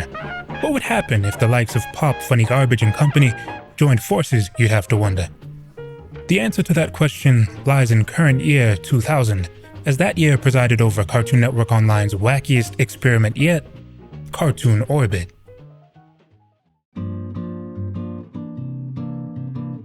Welcome, friend, to Cartoon Orbit. Where will you choose to go? What cartoon stars will you choose to meet? The future is yours to decide. One of CN's coolest ever initiatives was Orbit, a proto-social game for kids that the network maintained from 2000 to 2006. Using Orbit, players could spend points on collectible cards and barter them or auction them on an online marketplace, post them on digital boards, and publish the results for other kids to see and interact with one another using a very locked-down chat system. There was synergy between the online layer and CN's television offering as well. Tune into Cartoon Network at the right times, and you might get an Orbit code, which could be used to attain rare cards. You got them by either entering a code, which could be from anywhere on, like a product, like Goldfish or something, Goldfish crackers, or you could get it from watching Cartoon Fridays. For instance, beating a game, like there was a Duck Dodgers game way back when, that if you beat a level, you got a code, and you got a Duck Dodgers C-tune. Orbit wasn't the first game of its kind, not for the internet or for kids. In fact, Children's Television Workshop, now Sesame Workshop, had developed their own proto-social game in the years prior to Orbit called Kid City Sticker World.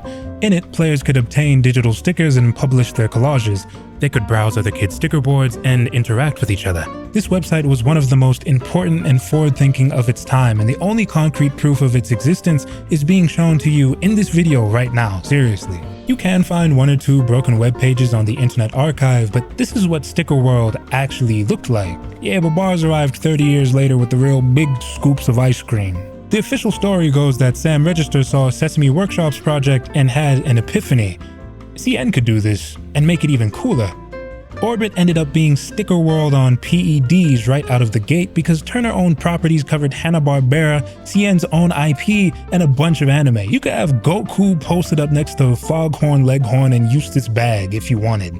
That alone made Orbit seem fresher than Sticker World and its breakdancing bananas, although those are really cool too. The latter site was its own self-contained thing, part of CTW.org's Kid City section and separate from Sesame Street, so no Snuffleupagus stickers. In comparison, Orbit stickers, or C-Tunes, lived on their own domain and covered almost everything you might have watched, allowing you to have access to and manipulate tokens of your fandom.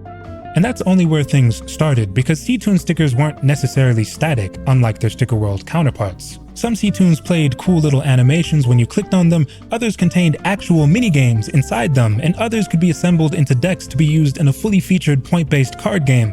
Kid City to Kid Universe. C-Tunes challenged their fanbase's idea of what digital collectibles could even be, and that generated a lot of excitement. There was always a sense of urgency when it came to Orbit. If you saw a code on TV, you only had a week to log in and claim the reward, but if you logged in that night, you'd unlock a bonus C-Tune. Incentives like that, among other aforementioned factors, drove Orbit to 1 million users in a few years. It was 10 times more popular than Sticker World, only 2 months after launch day. The site was so popular that it became unwieldy to maintain. I'd even wager that Orbit's 2006 shuttering was a result of the overhead not being worth it. This was long before the time of online games being monetized to oblivion or at all, so that calculation would make sense on Cartoon Network's part, but they should have just put a PayPal link on their cool website somewhere, I don't know. Orbit has been lovingly archived by fans of the site many times over. Shouts to Nostalgia, who essentially rebuilt a semi-working version of it that you can see here. Sticker World, however, is all but gone. It's a reference on Orbit's Wikipedia, no hyperlink or corroborating source, and in fact, this wiki page is the only site that actually links Sticker World to Sam Register. Where did you get this information, Sportsmaster? Well, it's hard to say, but Sportsmaster's not entirely wrong, even though they initially credited Sticker World's development to PBS. See, Sam Register did know about Sticker World, but Pop made Sticker World. In collaboration with fellow RGA alum Karen Seidman, who was Sesame Workshop's creative director at the time. She'd also served in the same role at Pop in the late 2000s. Sam learned of Sticker World during a routine meeting with the team who made it, and Pop would ultimately end up building a number of Orbit's C-Tune minigames, which is the only reason why I can show you any of them. Absolutely stunning packages on these games, by the way. If you were an Orbit fan, chances are you're seeing these for the first time in like 20 years. And FYI, by the time you see this video, Blue Maxima will have access to the source code for these minigames, so expect to see them all on Flashpoint in the near future. Orbit was ultimately a collaborative effort of gargantuan proportions overseen by some of the titans of web development. Funny Garbage handled the website's display layer. The experience design work, information architecture, and wireframes can be credited to San Francisco firm Viant, and companies like Pop built some of the interactive elements. A mammoth undertaking, and I believe Cartoon Orbit is the foremost landmark of a time period where we saw Cartoon Network Online transition away from Funny Garbage and towards its younger counterparts, who Funny Garbage originally inspired. This is Pop among them. A handover of power. One party walked so that the next could run. One Kid City was built atop another. So let's put our hands together for the OGs.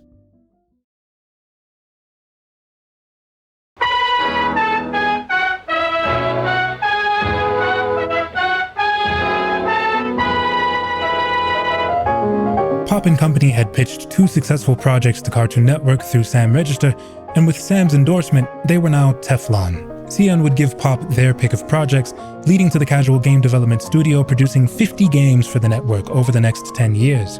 Funny Garbage's Rob Spearenberg helps put this into context. He says, TV and multimedia pairing like the Cartoon Network games was very new, and the great thing is that Flash allowed us to rapidly build games. A really well thought out Flash game could be executed as part of a marketing plan in a few months. Let's outline the process of completing a web game using Pop and Cartoon Network's relationship as an example, as this process likely looked pretty similar across client-vendor partnerships. Here's how to make Pop. Cartoon Network's games generally started with a request for proposal delivered to the vendor from a producer on the network's end. This document's purpose is literal. It's a request for the vendor to send Cartoon Network a proposal for a game based on the property and parameters of CN's choice. For an example of what this would look like, here's a real request for a browser-based Ben 10 game sent in 2005. It offers a brief outline of the show, as well as a few expectations, both technical and gameplay related. You'll notice that CN is allowing a ton of creative wiggle room here. Their only explicit requirements are that the game conforms to a certain genre and that it make use of all 10 of Ben's alien forms. Citing Spearenberg again, he says there was a lot of leeway given in terms of the concepts. More often than not, a game just started with, hey, we need a game for this character and it's going to be this level of complexity. 2 of the most important provisions, the game's due date and launch date, can be found at the top of this request. Something that might not be immediately clear. At the time of this document's creation, Ben 10, the show, hadn't launched yet. This request for proposal is for a launch title that would coincide with the show's debut on Cartoon Network as part of a marketing plan. No doubt that prospective vendors would be sent pre-release materials from the show in cases like these. A request for proposal would, of course, be met with a proposal from the vendor's end. A quote from Pop reads, "The proposal is the earliest creative document produced. While some basic elements of the game appear here, this document illustrates the starting point for the various explorations we'll take through theme, character, and mechanics." Cartoon Network received this proposal from Pop & Company. It suggests a few names for this Ben 10 game: Battle Ready, and optionally, Powers of 10, or The Power of 10.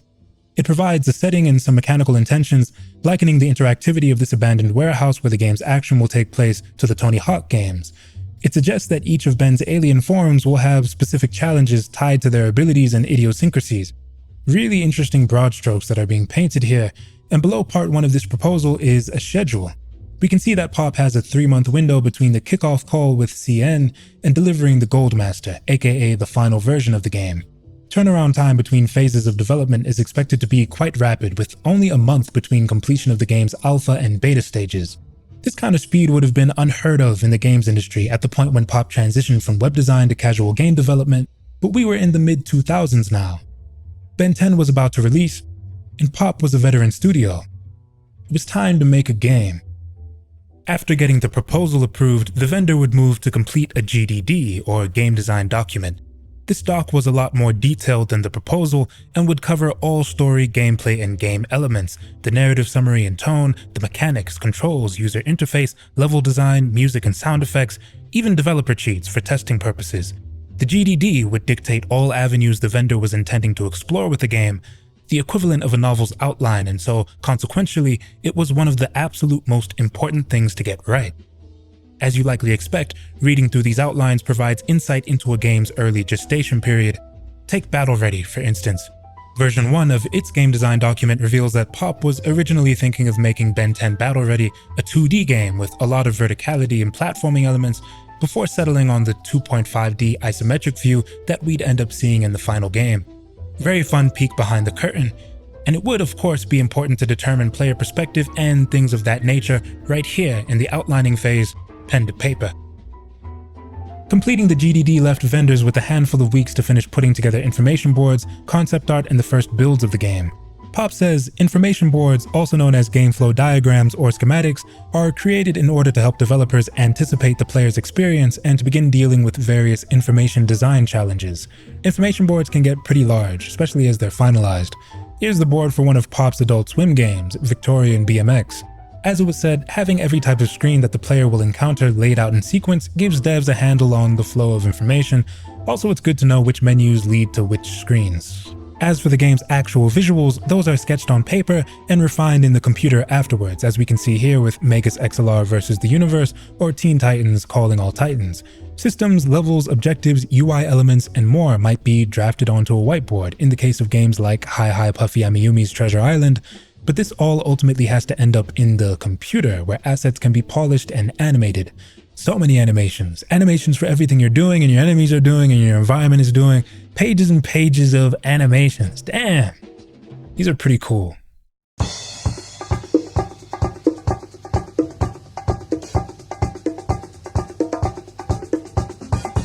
One of the main goals from Megas vs. the Universe's pre-alpha period was for players to be able to pick any of the show's 3 main characters, and for that choice to have a significant visual impact on the gameplay.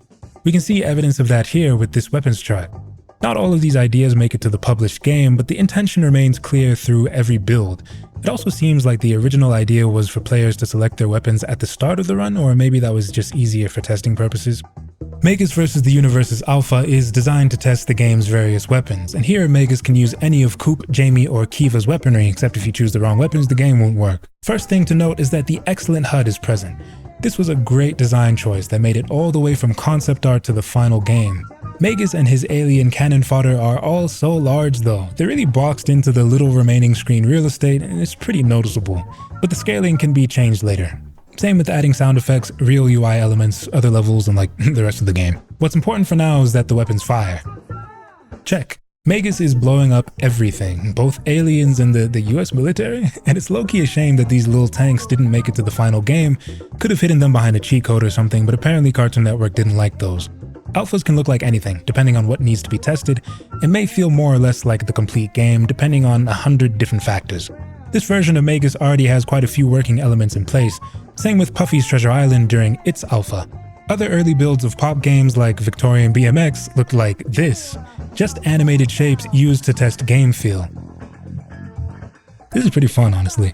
Version 2 of MVU's alpha is where things start to look a bit more familiar, the scaling, weapons, and enemies. We also get a character select screen with defined visual flares for each pilot. Version 1's post-alpha builds feature a working point system, but that's been turned off for now, and it seems like the team at Pop were still trying to figure out what this cool HUD would actually display. By the way, here's an updated model sheet that offers a more accurate picture of the full extent of Megas' abilities, and those will be tested in the beta.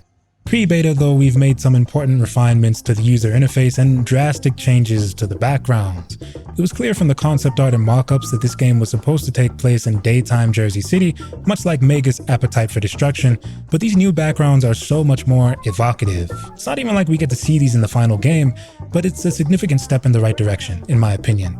We're also experimenting with power-ups for the first time, and check this one out. It's a speed power-up. Yeah, Megas so far has felt pretty slow in these builds. Much like Appetite for Destruction, Megas vs. the Universe's early builds seemed to place emphasis on the mecha being a sluggish, lumbering death machine, and that creative choice makes it all the way through beta testing before getting nixed in the post-beta. Pop starts experimenting with making the game move faster here, though.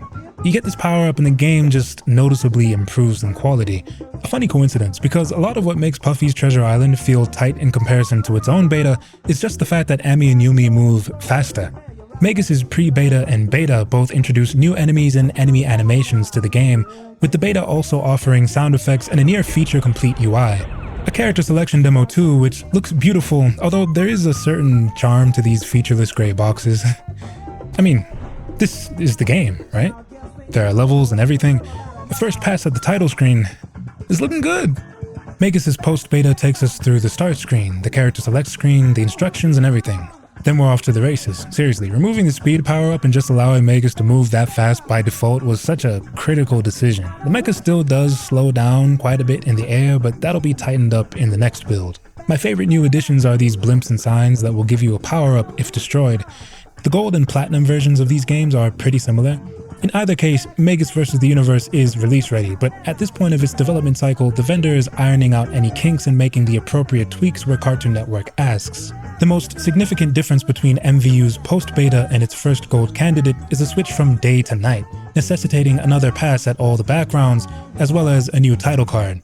It's a late level up in terms of visual presentation, in my opinion. This is the point where the game leaps from kind of evocative to iconic.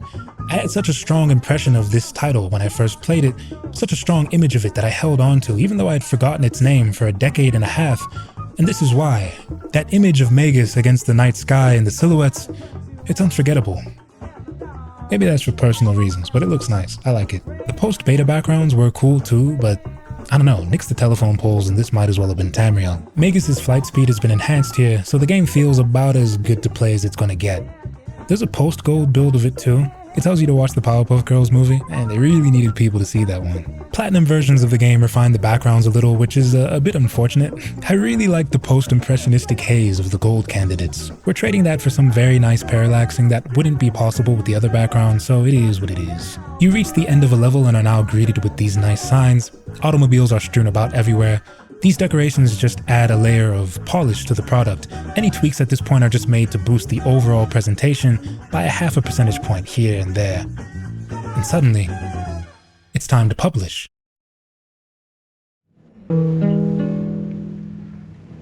This final step was pretty simple, actually, as Cartoon Network's online operation wasn't all that sophisticated.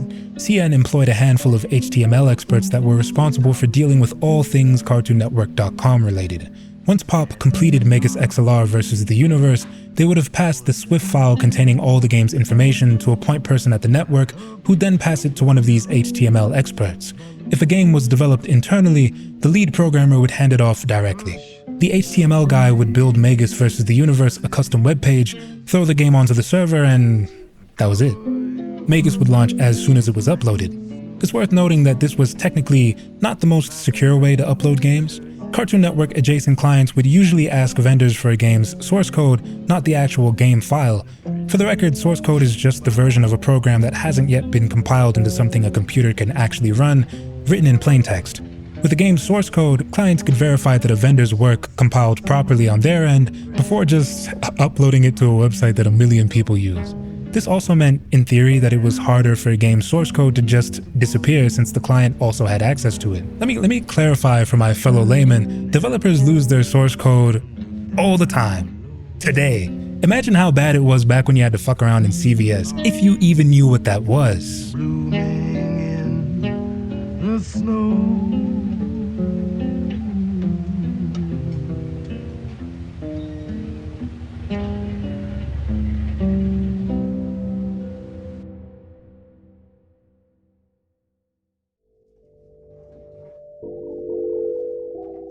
I gotta thank you for making this, because this game was, I had a lot of fun with this game in my childhood. Like, yeah, I'm really happy to hear that. I mean, I never thought it would. I mean, yeah, I was, as I said, just amazed that anyone has any sort of, memory with it at all.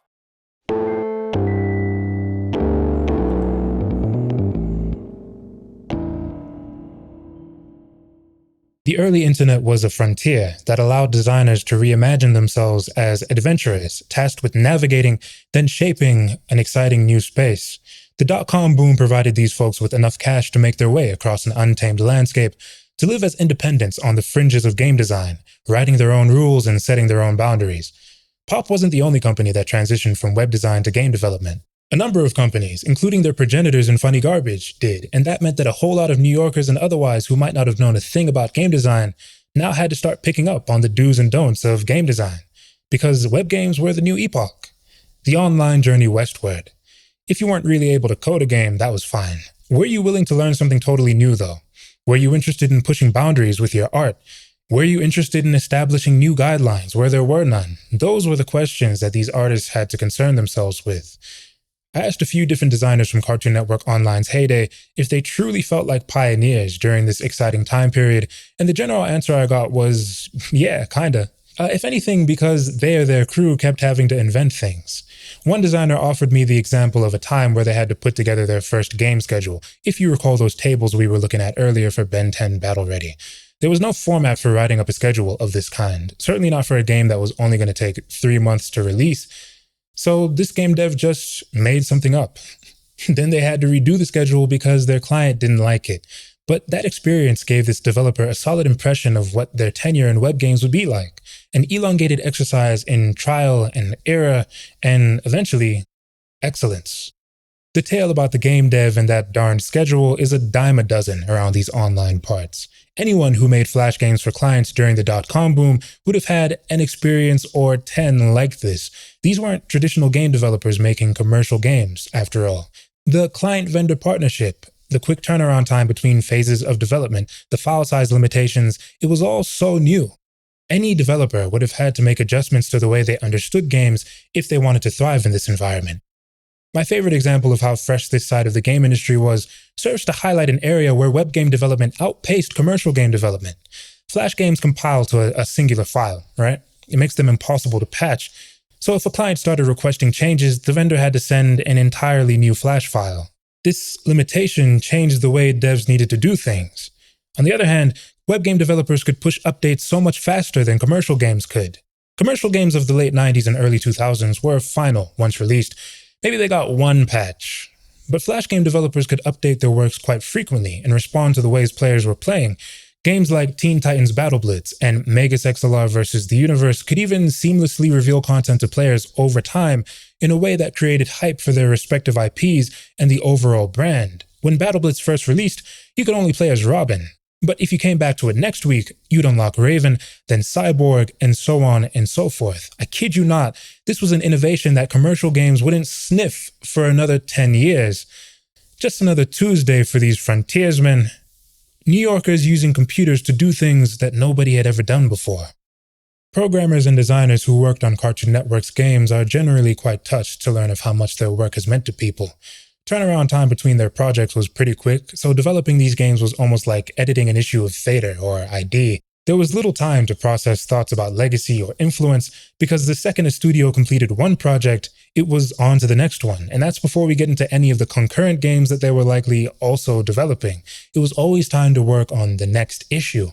In her article, How Cartoon Network Games Shaped Countless Childhoods, Leah J. Williams writes that matters of impact were, quote, a distant thought for programmers. While the Funny Garbage development team was aware of the longevity of cartoons like Scooby-Doo, the thought that its games could remain prominent in the public conscious decades on was strange and exciting.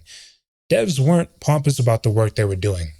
They were just happy to be in a position where they could make cool stuff. Who'd have known that their games would have been so cherished 2 decades later? I'd say that, for them, that's probably the ultimate reward.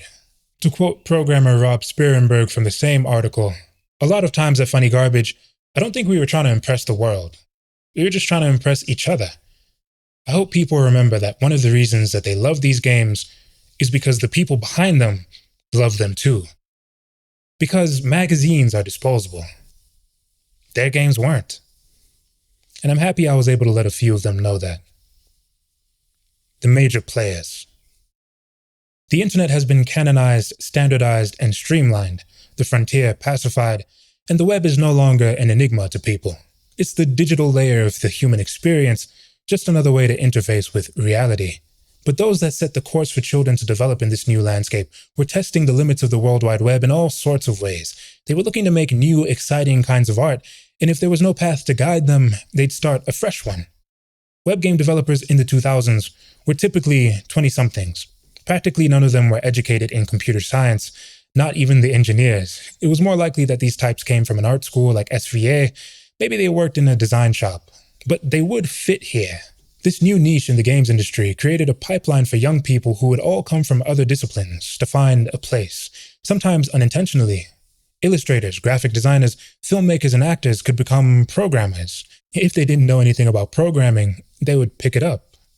Web game developers of the 2000s weren't really sure of what they were supposed to be doing in a literal sense, but the excitement in those days was around pushing aesthetic boundaries.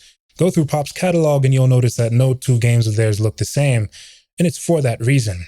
A lack of expertise led to studios making comically bad mistakes in terms of technique, but interesting decisions in terms of art and design, and ultimately these players were rewarded for their efforts. A remarkable number of them are doing quite well in life, and I was blessed to learn this. But that's what it was like to be a frontiersman. And those are the types of people that I would like to thank. People who lived a life past the edge of digital civilization and made invaluable contributions to the internet with their art. People who hunkered down and produced seminal game after seminal game, unaware of how much they would mean to so many of us, even decades later. People on the client side who managed this website, drew its graphics, served as liaisons for vendors, and produced and vetted these games. To all of you, I say, you are as major as anyone. Only shame is I didn't know you sooner. Warren Robinette's story has been told and told again. I hope I did a decent job telling some of yours. So, to all cowboys of the early internet, on behalf of the millions who still celebrate these experiences that you took part in crafting, take it easy. And thanks for the memories.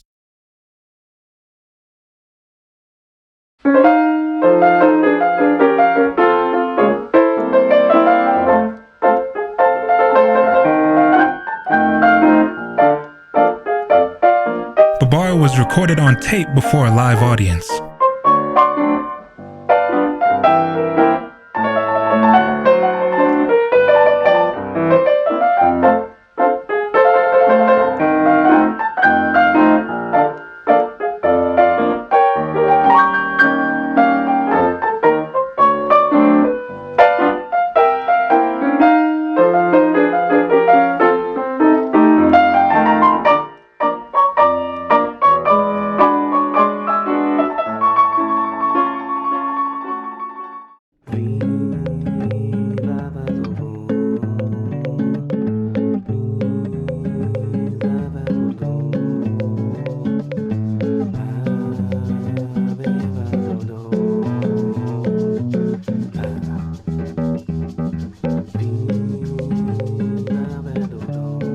Calling all developers, if Cartoon Network was once a client of yours, I'd encourage you to assemble a list of credits for your web games, then send that list to Blue Maxima so that they can tag your games on the Flashpoint archive. Let's get you and your team credited. You can reach out to Blue Maxima via Discord and they'll get you sorted, but I'd also love to get this job done on your behalf. So if you'd feel more comfortable reaching out to me, please get in touch at babarinquiries@gmail.com. I understand that it won't be possible to attach names to all these games, as a lot of them are decades old. Coming up with a list of credits for Samurai Jack Rave Slaves might mean just trying to recall everyone who was in the room at the time, so it's a tall ask. But if you have access to information that would make Flashpoint more complete, we'd love it if you could contribute. Again, I'll leave a link to Blue Maxima's Discord in my description, or you can email me at babarinquiries@gmail.com. Thank you.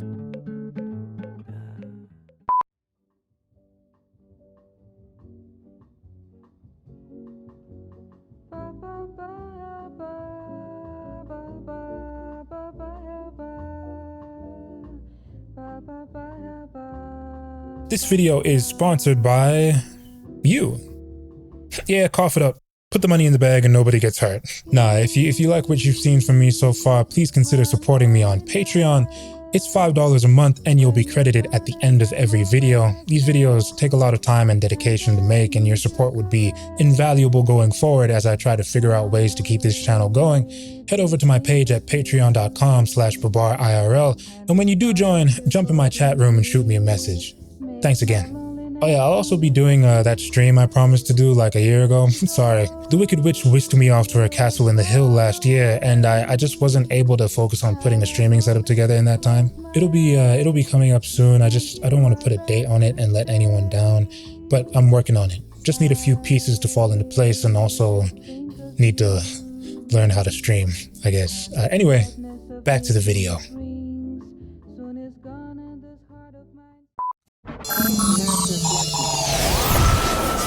I think this is gonna be the best summer ever. Absolutely. It's definitely going to be interesting. Man of Action thought about it for a minute, then asked, what if we made a show for Babar? This program meant a whole lot to me as a kid. Ben had the freedom to transform into whatever he wanted to be. He had the power to mean something to and to do something for people. And I wanted that. And I lived vicariously through him every other weekday at 5 p.m. I was a real fan of this show. I stayed up late to watch the live-action movie that shall not be named. I fantasized about having an Omnitrix. My mother even bought me the PSP game. That game was great fun too, as far as memory serves, but I only really have a strong impression of one Ben 10 game, so we'll go through the other Flash games in a quick gauntlet because we all know what the main event is. A quick search on Flashpoint will reveal that there are an assload of Ben 10 Flash games, a lot of them published outside of CN's sphere. What the hell is Ben 10 bird hunting, bro?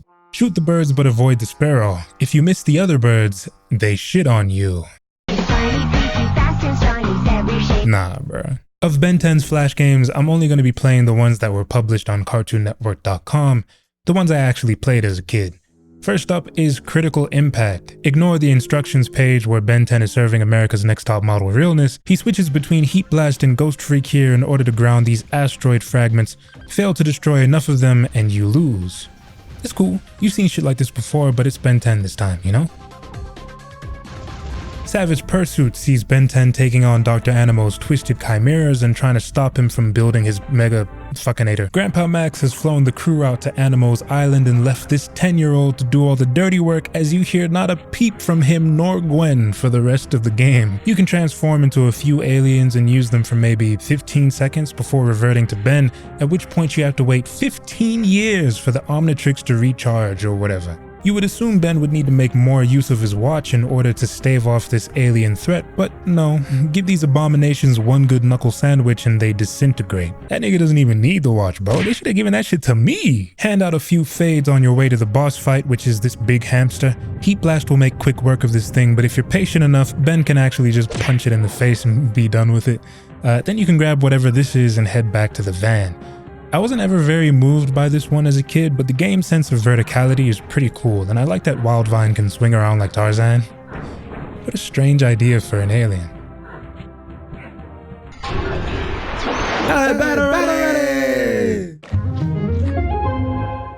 Alright, this one is for the big boys, girls, and anyone who qualifies as big in general. Ben 10 Battle Ready is not only the first Ben 10 game I ever played, but also the first Ben 10 game anyone played, because this was a launch title made to promote the debut of the series. In Battle Ready, Grandpa Max and Gwen have sent Ben off to an abandoned sumo slammer factory to train, but Vilgax's goon squad have infiltrated the premises and are just sorta hovering around, so it's time to kick some alien ass. Holding X down will allow you to transform into any of Ben's 10 alien forms while you run around this sandbox looking for missions.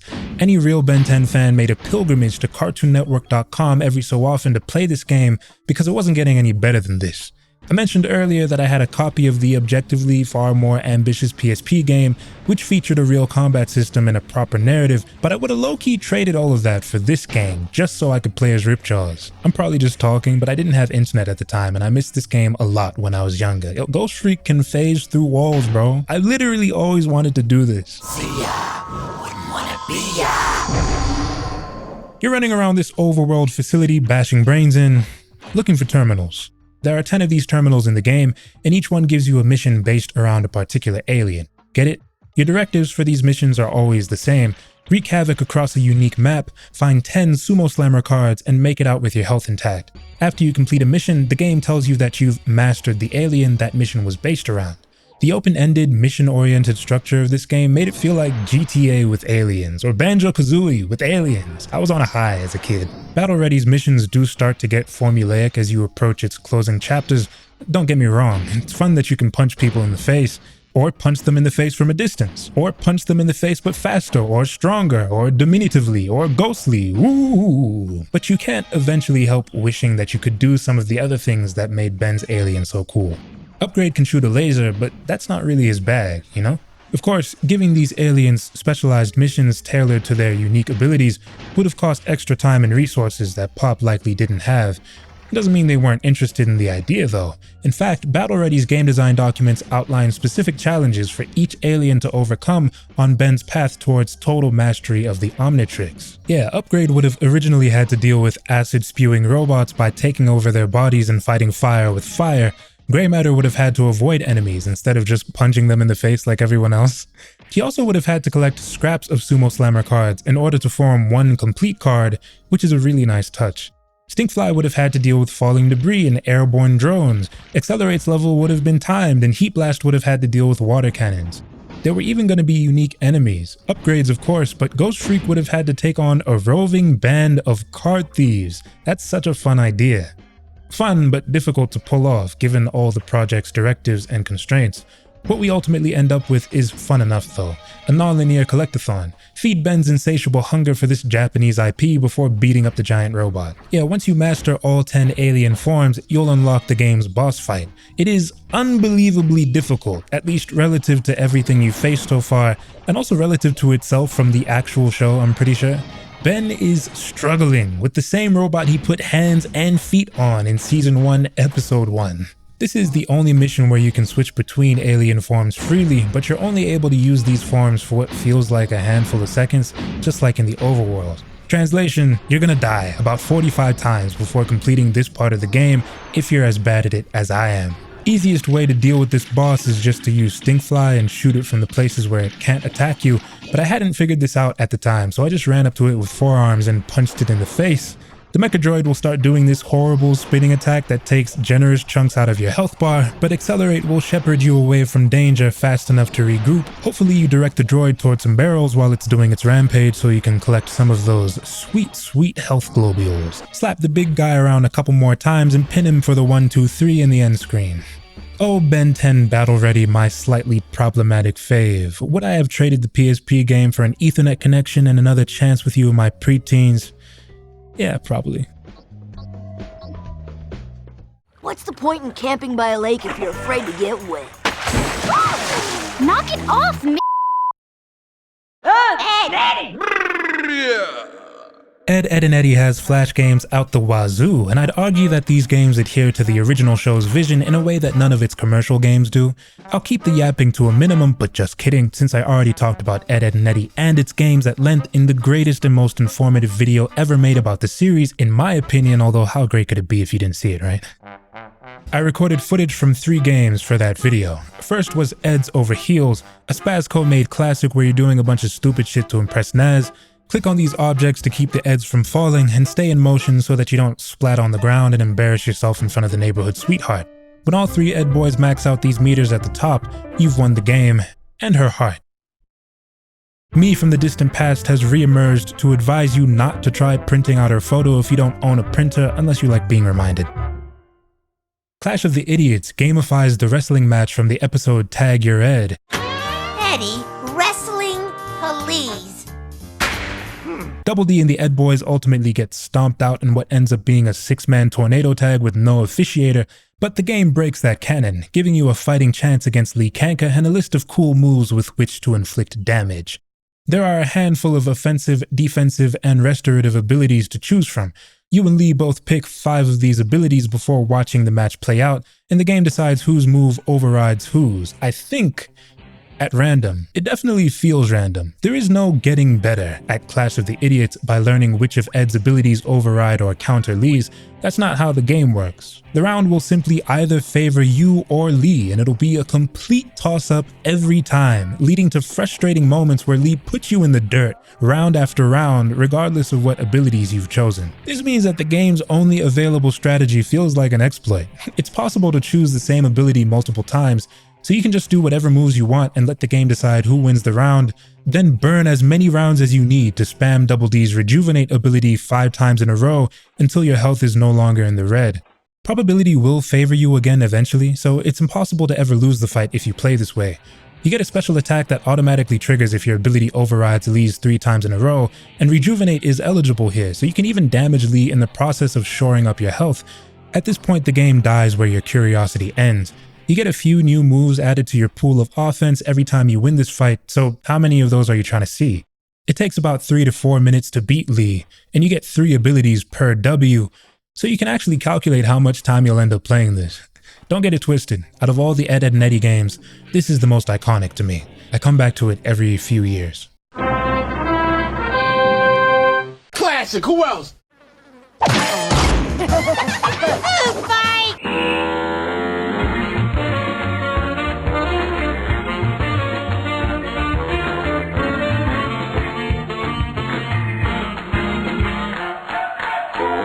Lunchroom Rumble is a food fight simulator. Pick one of 10 Peach Creek mainstays minus the little ones and come out the last person standing in this battle royale to unlock a new character with different stats. Easier said than done though, as these kids are not fucking around and will bury you in mystery meat if given the opportunity. I never lost a round of Lunchroom Rumble during my playthrough, but I certainly almost did. Don't be ashamed to retreat for health pickups in the corners of the map and use the special ability whenever you can. Excellent visual presentation for yet another game that understands what Ed, and Eddy are all about. You'll get a good 15 to 20 minutes per session out of this one.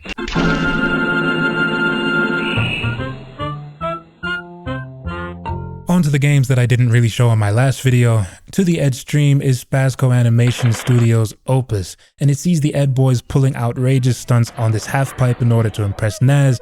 She really is a strong source of motivation for the boys in their games, certainly if we compare to the television show. To the Ed stream is no Tony Hawk Underground, but this is my favorite premise for any skating game ever, as well as the all-time great setup for an Ed, and Eddy game. The Eds built this half-pipe to skate on, but in typical Ed boy fashion, it's just made of junk that they found lying around, so it's falling apart constantly, and you've got to do stunts on this thing while avoiding the other Eds as they repair potholes in the compromised structure.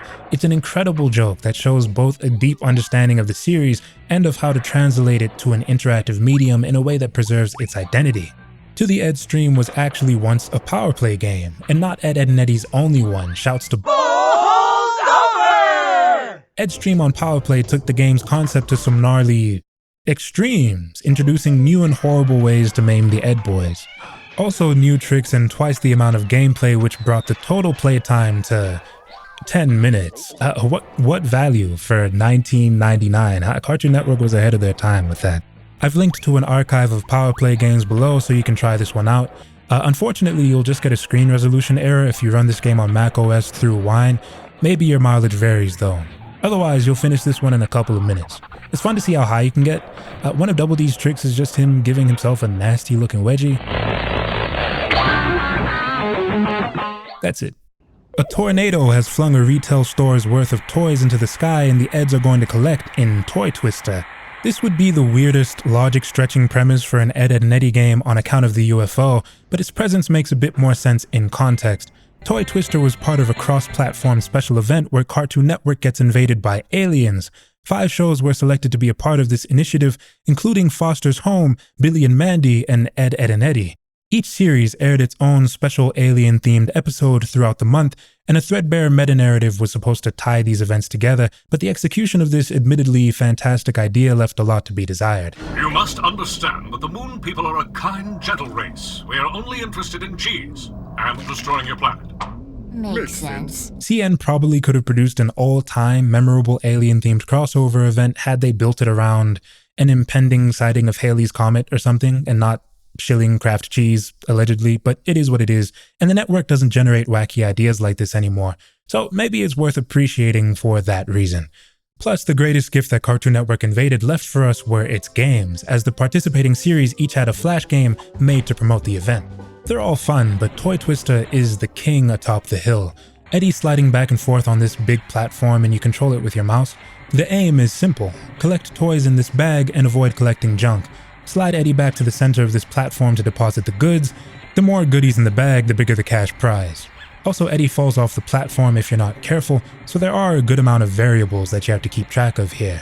What a game this is. Another one that would have made a killing on an app store in 2007. Shout out Plank. This is really out of pocket, even for the Ed boys. Pardon? Did you say something?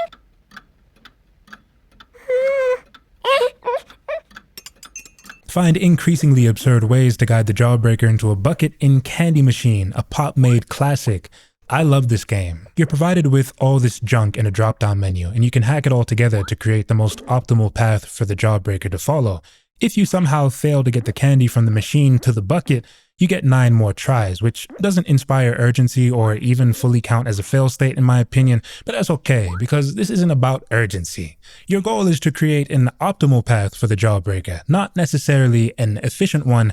For in Ed, Edd, and Eddy's candy machine, the most optimal path for any jawbreaker is the absolute dumbest, most convoluted, outrageous one you can think of. The stupider, the better. And if you can fill the entire screen with pipes and fish bowls and robot heads, then go for it, because you're gonna end up with an even better score. Perform above expectation, and you'll be rewarded with one more absurd gizmo to get the job done with. Candy Machine is actually a remix of a Kellogg-sponsored advert game, Applejack's Breakfast Machine. The object remains the same here, but you're guiding an Applejack to a bowl of cereal. You get fewer bits and baubles to work with, and the UI doesn't feel as good to use, but it's the same. It was actually Cartoon Network's call to reskin Breakfast Machine to Candy Machine, as the Kellogg sponsorship was handled by them, with the game being playable on the network's website. That reskin was a deft move on CN's part, because Candy Machine gets Ed, Edd, and Eddy without even needing to make a single tweak to Breakfast Machine's game mechanics or assets. It embodies the wild and imaginative vortex of youth that its parent series strives to capture, and if you want to know why I appreciate this aspect of the game so much, check for the bit from my last video that covers Ed, Edd, and Eddy's big console game, The Misadventures. By the way, one of the stranger finds in Pop's Breakfast Machine archive is this unused map featuring a stuffed horse's head on the wall. Next to the fridge? Hey, what kind of psycho lived here, huh?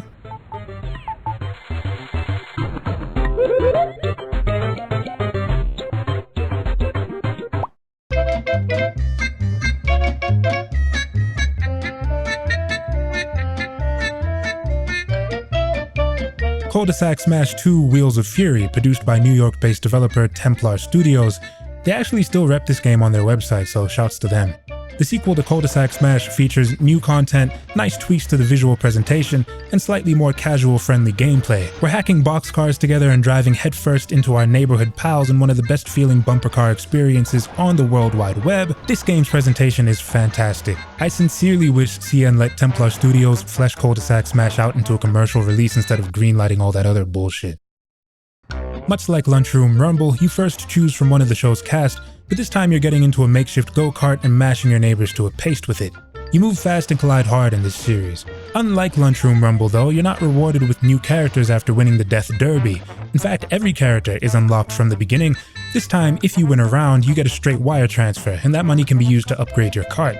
Eventually, you'll be driving around in the biggest, nastiest kidmobile that quarters can buy, although your opponents scale with you, so by the time you make the big jump, everyone else will have too. It renders your accomplishments kinda meaningless, in my opinion. Just give me a difficulty slider so I can make everyone drive that weak-ass cart I was riding around in on level 1, dog. I spent like almost 20 bucks on this Cybertruck. I wanna run people over in it. Funk Master Flex Night. Funk Master Flex. Funk Master Flex. Funk Master Flex. Mystery Vortex friends, let's go. We're talking about the rest of these web games gauntlet style. I don't know what I'm gonna say next, so be safe. If I haven't mentioned your favorite games or shows up to this point, they might be here. They might not be. I don't even have a script, so I don't know. We're starting off as strong as possible, folks. Squirrel Boy, Squirrel of the Sandwiches.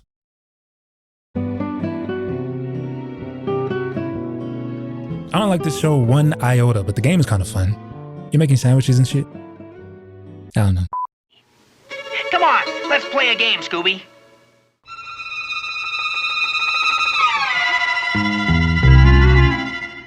Scooby-Doo and Mystery Inc. star in Scooby Trap, produced by This Is Pop. One of their better side-scrolling games is also the one I have the least amount to say about.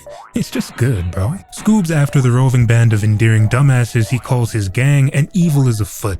He's got to make it from point A to point B while hiding from, stomping out, and generally dealing with all manner of pests and persons in order to find an individual member of his crew and advance to the next level. 5 strikes and you're out. You can Super Mario these goons and they'll implode into dust, which is nuts because there are supposed to be real folks underneath these witch and zombie masks, right? Am I mistaken? Did Scooby-Doo just vaporize this guy? Uncomfortable questions about the true cosmic nature of this anthropomorphic being aside, Scooby Trap is a great game with really well-designed levels and fun obstacles to navigate. Turn this one on and you'll find yourself playing it for much longer than you intended to.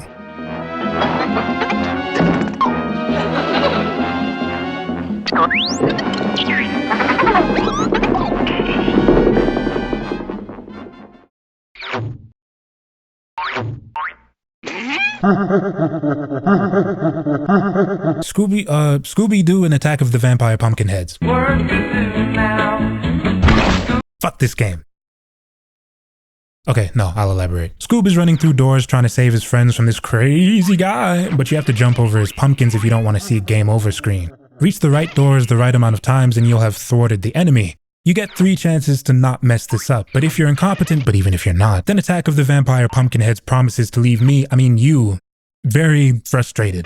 Scoob's jump isn't entirely unpredictable. It's certainly easier to deal with than Samurai Jack's and Code of the Samurai. Who developed that game, by the way? Please come outside. Please, I just want to talk. Scoob's jump usually floats him a predetermined amount. But if you hold onto the direction key, it'll send him flying across the screen as he returns to his default running animation in midair. It doesn't feel great. But, it's fine. Just don't try to get too fancy in the air if you don't want to ruin everything. There are like 5 sound effects total in this game and they're all crazy. Scrappy-Doo comes out of every other door and triggers this audio sample from the show. Let me at him! Let me at him! Over and over again until you shut his dumbass up. Let me at him! Let me at him! Let me at him! Let me at him! The fact that this is a direct sample with all the background instrumentation left in is kind of cool, or it would be if this was an MF Doom song. Pumpkinhead starts dishing out pumpkins faster once you reach the end of a level, so you'll be threading this horrible anxiety-inducing needle when it comes time to reach the last member of your gang. Level 2 resets your life counter, but that's actually a bug. If you scratched and clawed your way out of level 1 holding on to a single life, too bad. You still have a single life. The worst part about this shit though is that your lives don't actually reset after you die or after you move to the next level. It says you have 3 lives, but you don't, bro. You only have the lives that you made it through the end of the level with. If you had 1 life at the end of level 1 and it says you have 3 lives at the beginning of level 2, you still have 1 life. Once you realize this, you'll be finishing the game out of spite. Fighting fire with fire. There's actually nothing left after level 2, so the life reset bug isn't as egregious as it sounds, but still. I smell funny garbage all over this game. I'm not sure if it's you guys, but I'm outside your former studio with my hands behind my back waiting to talk, just letting everybody know. It feels like I'm ragging on Attack of the Vampire Pumpkinheads, but it really is an addicting time. I kinda wish it was longer, but then again. Try it for yourself and see how long you can make it before taking psychic damage.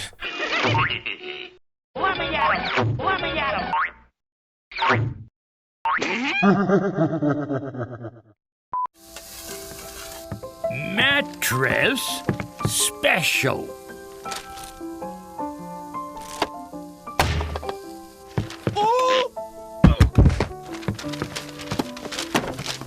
Courage the Cowardly Dog, the greatest horror comedy centered around an animal, but that's not shade, but it is. This would probably be my favorite cartoon of all time under slightly different circumstances, but the past is the past. Cartoon Network sponsored John Dilworth's animated short, The Chicken from Outer Space. It would go on to be nominated for an Oscar, and like any competent studio, CN said, yeah, can we just pay you to make 4 more seasons of these? The Chicken from Outer Space is the best Courage episode because it ends with Courage zapping Eustace to ashes with a laser beam, and he's just fucking dead, and that's it. And Muriel's like, alright. Let's talk about Flash games though. Yeah, we'll get to Creep TV a bit later. In Pharaohphobia, Eustace, Muriel, and the dog get trapped inside of a cursed pyramid during their vacation to Egypt, and Courage is left to retrieve his handlers.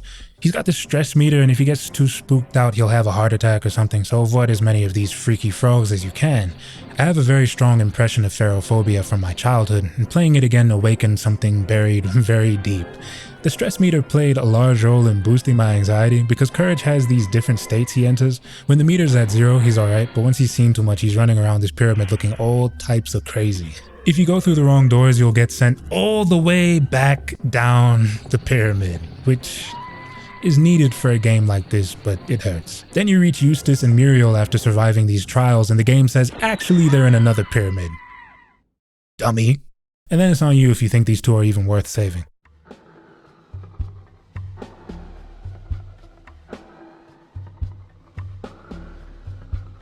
Boogie Nights is another one I used to play, but this one's kinda gross, so I want to keep it short. Eustace's body fluids get electrified and transform into this homunculus thing that bides its time under the bed, building its power reserves by consuming old people phlegm at night. Just a cursed, wretched, always down bad couple. Muriel, we're gonna get you out of that situation, sister. Anyway, Courage has to mop these juices up and drain everything in the nearby fish tank before the boogeyman grows too powerful. Muriel and Eustace are the most disgusting sleepers this world has yet seen, and the dog has to deal with both of them at once. A monster is feeding on their bodily fluids. Someone call Animal Control Services. This game's premise, visuals, and sound effects are pretty gut-churning, but try to see how long you can stomach it. It's actually quite challenging. They said funny garbage touched Courage, that's why he's quiet. New York City, you listen to me right now. This is what it is for the summer. Understand it.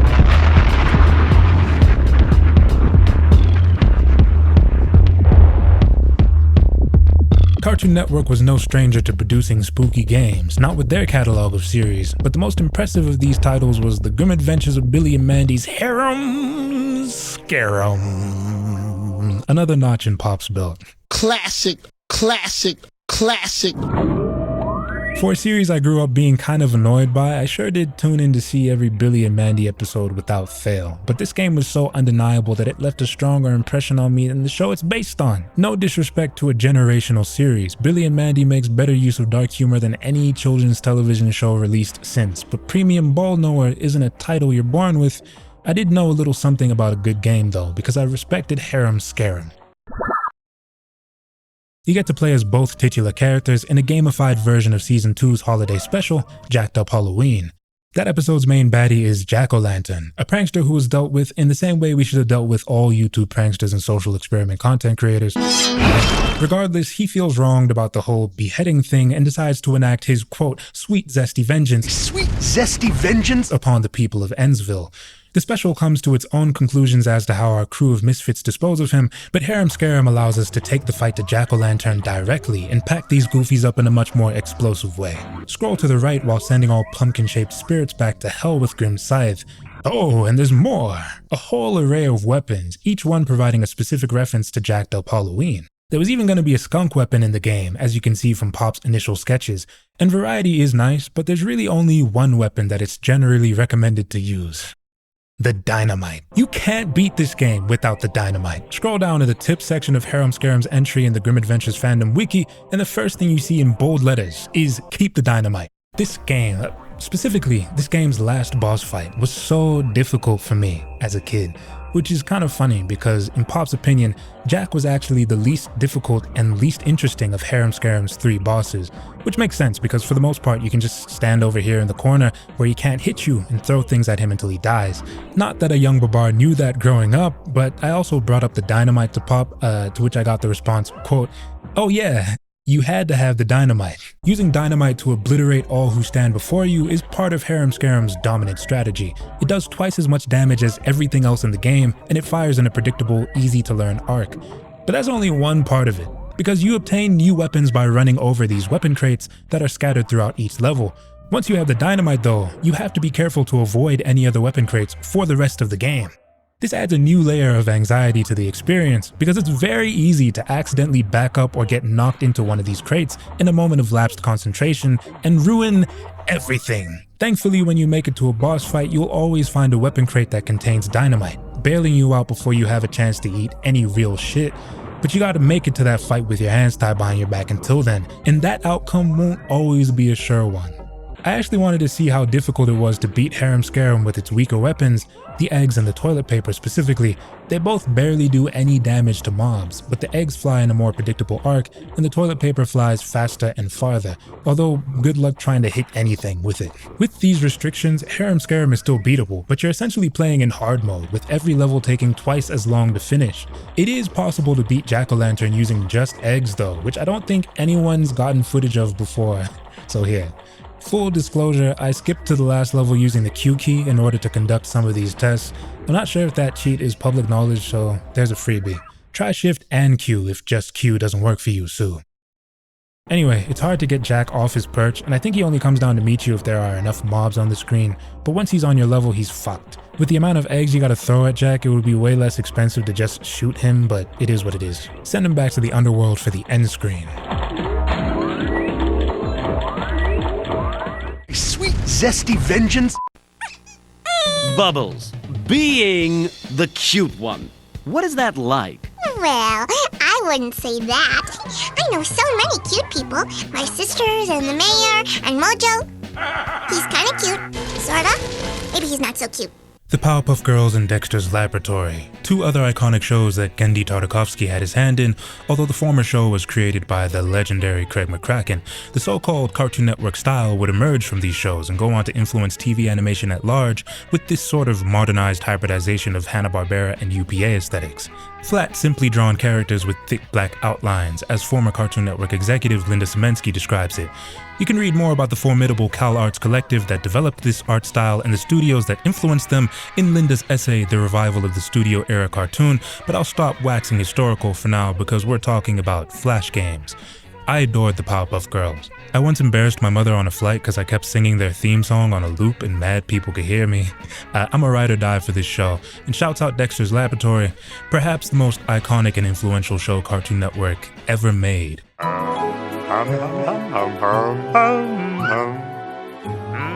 Need to get that couch reupholstered. If you frequented CartoonNetwork.com in its day, you might remember All Monsters Attack.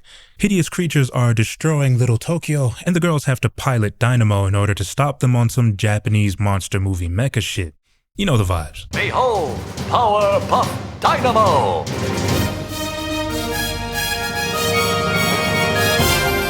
I made it. This game was made by Spazco, and it's probably their crowning achievement, certainly as far as their Cartoon Network stuff is concerned, although Wendell and Wiggums was pretty fun too. You can do high, mid, and low attacks and hit the spacebar to do your special, and these mechanics all feel pretty good.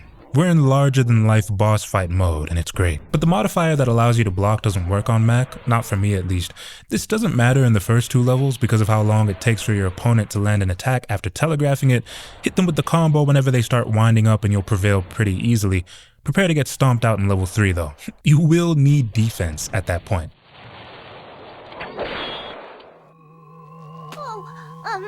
Excuse me, Mr. Zombie, sir. Could you stop destroying Townsville with your evil zombie magic, please? In Zombie Gone, the Powerpuff Girls side-scroll through 3 levels of Abracadabra's hazard so that they can punch them in the face. They move on their own and your job is to click on objects in the environment that the girls can interact with to prevent them from taking damage. The animations provide all the novelty here, and I'm happy I can appreciate this aspect of Zombie Gone now because I definitely couldn't when I was a kid. I was so bad at this game. Sure, it's easy to see what you're supposed to interact with now because of high-resolution monitors. Everything you're supposed to click on looks sharp in comparison to the background. But try playing this in the 2000s on a monitor that looked like this. The way it was always meant to be experienced. You're not beating this game, bro. The girls share one health bar, which is disgusting, and failing to deal with these pillows sends you back to the beginning of the level, which is also disgusting. This nasty man fell into a death trap in front of an entire town as they laughed at him, and the people collectively decided to leave that nigga there in his now casket for like 50 years, and when he re-emerged, he was only pissed about the laughing part. Unserious, if you don't get your ass back in that coffin.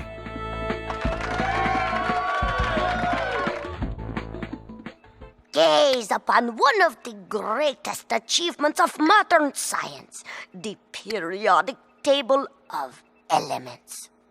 This puzzle's all mixed up! There! That's better. The father of the cartoons was Genndy Tartakovsky's Dexter's Laboratory, an unbelievable home run of a first show for Cartoon Network, and you might not remember just how beautiful it was. It was gorgeous.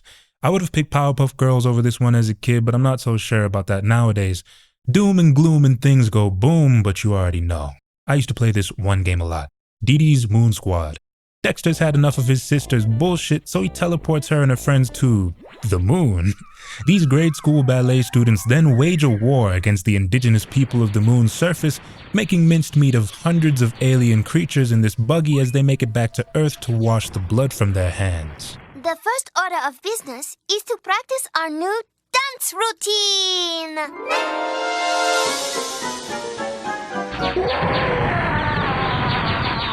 The moon is pockmarked with these deceptively large holes, and you will be unfairly wrecked by one of these as you try to jump them. Dexter sent his sister and her friends away to die. This is a psychopath, bro. While his sister's fighting for her life up there, he's back on Earth trying to find his runaway robot. This is my favorite CN puzzle game, I think. Dexter's got to find these glasses that allow him to access different parts of his house and progress his mission. One of these pairs of glasses grants you X-ray vision, the other pair offers you heat vision, the other night vision. You get it. Click around the environment to open drawers, prime the grandfather clock, fuck around in the kitchen, piss off your dad, and much more on your quest to find more pairs of high-tech glasses, access more hidden rooms, and eventually recover Dexter's robot. It's fun to click on things and see what kind of cute animations you'll get. A lot of these interactive elements are just window dressing. They won't help you accomplish much, but they're novel in the same way that Operation Stats animations are. The attention to detail is as admirable here as it was in that game, but Runaway Robot toys with new and interesting dimensions. We're moving around Dexter's house, going from room to room and getting a sense of how all the components fit together. You can watch the show and come away with a comparable level of understanding, but it's not the same as being able to move to and fro yourself, from the living room to the kitchen and back. It's cool for the few minutes it takes to beat this game, and you ultimately come away from the experience wishing you could spend more time in this space, uncovering more secrets. Eventually, though, you'll realize that the only rooms with anything in them are the upstairs ones, and oh hey! Dee Dee's back. Don't worry, I haven't forgotten about the GOAT, but before we get to her, let's round up the rest of Dexter's web games, at least the ones I grew up playing. Take Laser Lab, for instance. This is a puzzle game. Dexter's pointing this laser beam at various objects, mostly balloons, and letting her rip. Pop all the balloons to advance. Bounce the laser beam off of these mirrored surfaces in order to rack up combos. Great game with really polished presentation in my opinion. I don't have much to say about it overall, but it's fun and I like it.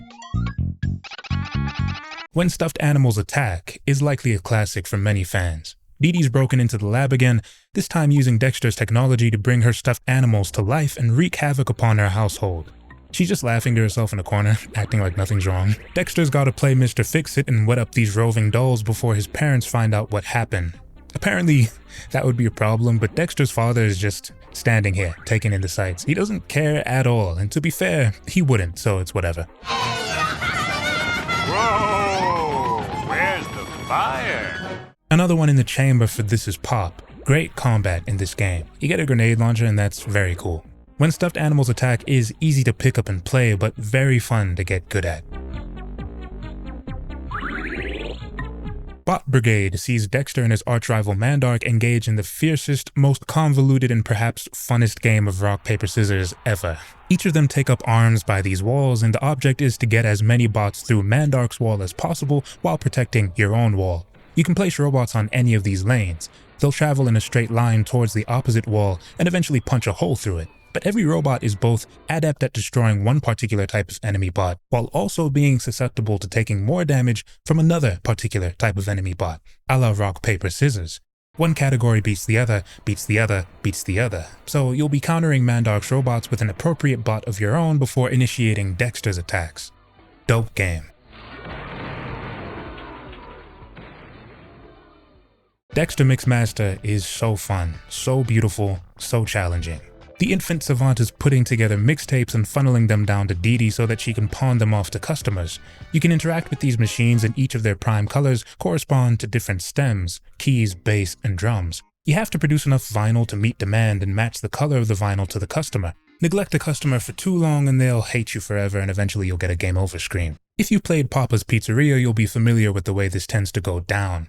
Dexter's Mixmaster is incredibly difficult and requires you to achieve perfect synchronization with it. Most of the time you'll get a game over screen just because you desynced and unintentionally switched characters or threw away a vinyl you were trying to give to somebody.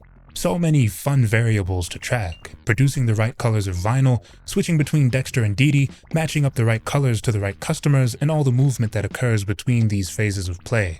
This might be the greatest NetBaby World game of all time, although it's important to acknowledge that Dexter Mixmaster is a reskin of Tune In, an original game of theirs.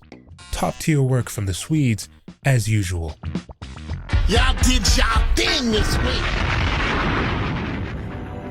'Twas the city of Townsville, and all through the town, all the townsfolk are stirring as snow's falling down. Funk Master Flex Night. Funk Master Flex. Funk Master Flex.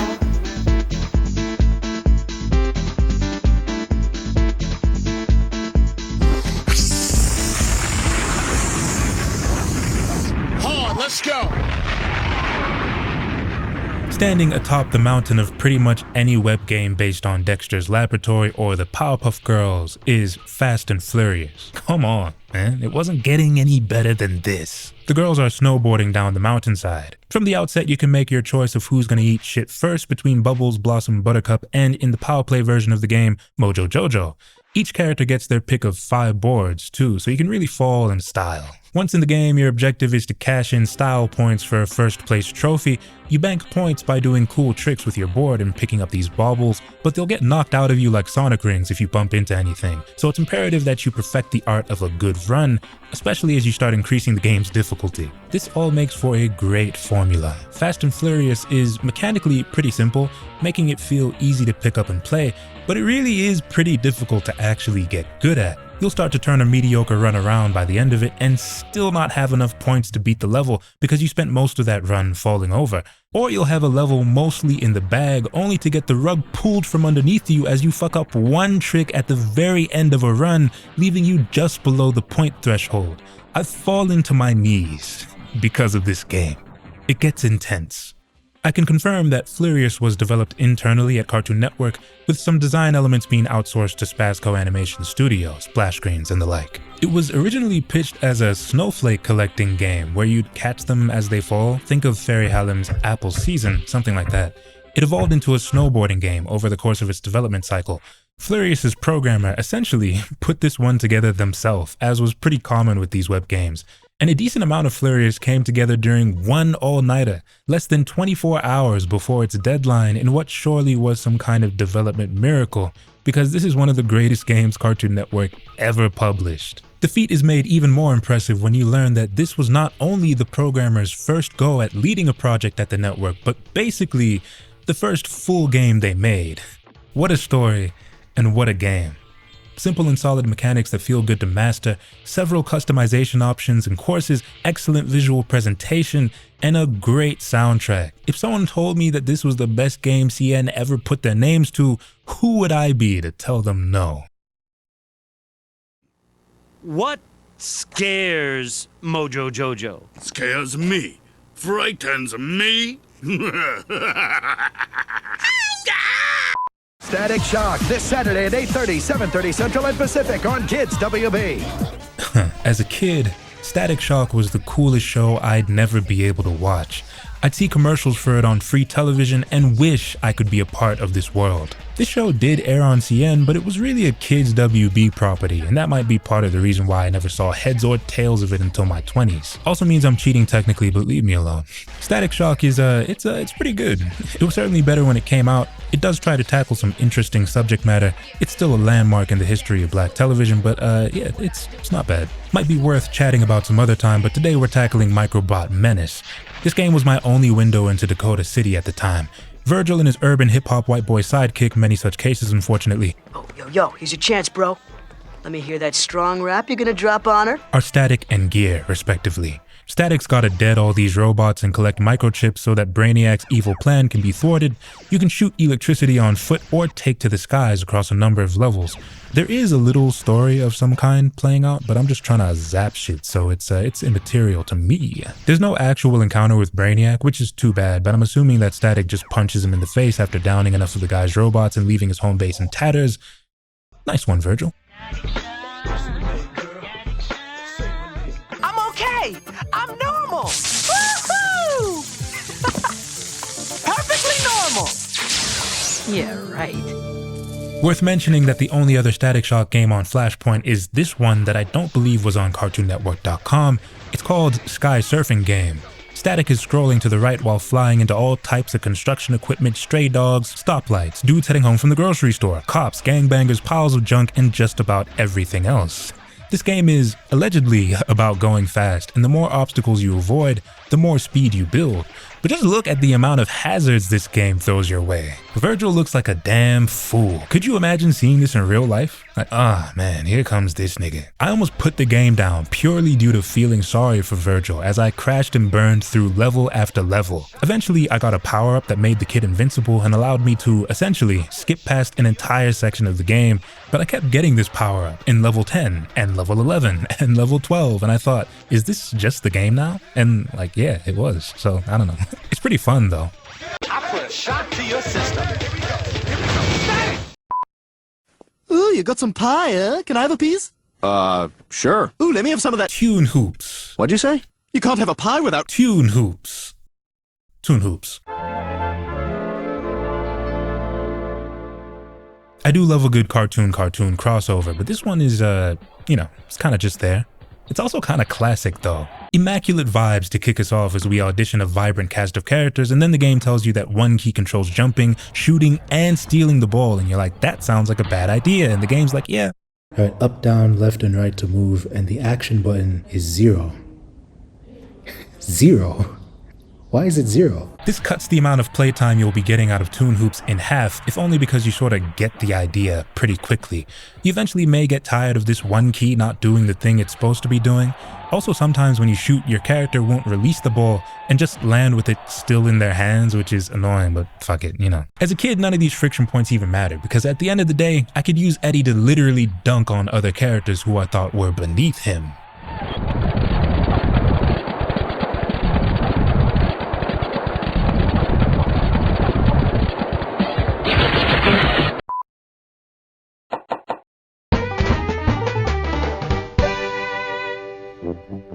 Camp Lazlo squirreled away. I made a meme of it in my last video, but I really didn't like this show very much growing up. Camp Lazlo played in between other shows that I actually wanted to see. It wasn't bad. I mean, it couldn't be. Just look at all of these beautiful backgrounds. But I always saw it as an interloper, which is unfair because Camp Lazlo is pretty underrated despite the Emmy wins. I was told those are important. Joe Murray is just very good at making cartoons about animals doing their thing. What can I say? Squirreled Away sees our Bean Scouts being challenged by Patsy and friends. They've somehow taken Jelly Cabin's flag and we've gotta get it back, so it's off to the races. Lazlo and Clam have to make it down this hill in a wagon without becoming victim to any of the nasty obstacles ahead of them that includes live campers who will die if you collide with them. Squirreled Away is as beautiful as the show it's based on. You really feel like you're in a gamified version of a Camp Lazlo episode when playing it. Great music and visuals. I was so taken in by Squirreled Away's presentation that I lost myself for a bit and was not thinking about much beyond I'm having a good time right now. And then Lazlo flew into Leaky Lake and Clam was hurled into the sun and we were swimming and huh? There's more game after this? Oh yeah, we were supposed to be retrieving a flag from the Squirrel Scouts. I completely forgot. Lazlo's doing the decathlon. There are all sorts of hazards in the water and several points where he's got to jump out of the water to clear these rocks, which is an impossibly unbelievable feat of athleticism, but we gotta address that another time, unfortunately. Double tapping any of the movement keys will send this spider monkey flying into the eager mouths of leeches at a zillion miles per hour, so it's best just to not do it. Just kidding. You won't have a choice in the matter. It's just going to happen sometimes. Persevere and Lazlo makes it to shore in time to grab his flag, much to the chagrin of the Squirrel Scouts. Luckily, Raj emerges from the sky to unglue you from this sticky situation.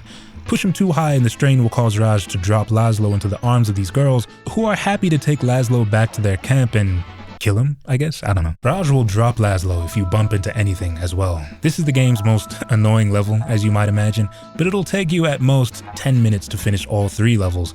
So what are you doing getting mad at it, you know? Jelly Cabin prevails in the end if you persevere, and our crew live happily ever after. Much like my current impression of the show, I like this game fine, but if you're a Camp Lazlo fan, this is pretty much a straight dopamine infusion.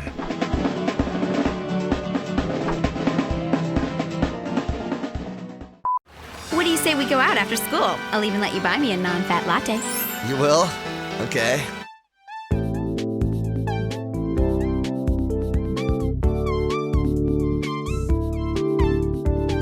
Alex, Sam, and Clover of Totally Spies fame star in Mall Brawl, a game published by Marathon Media, the same production company who originally developed the show.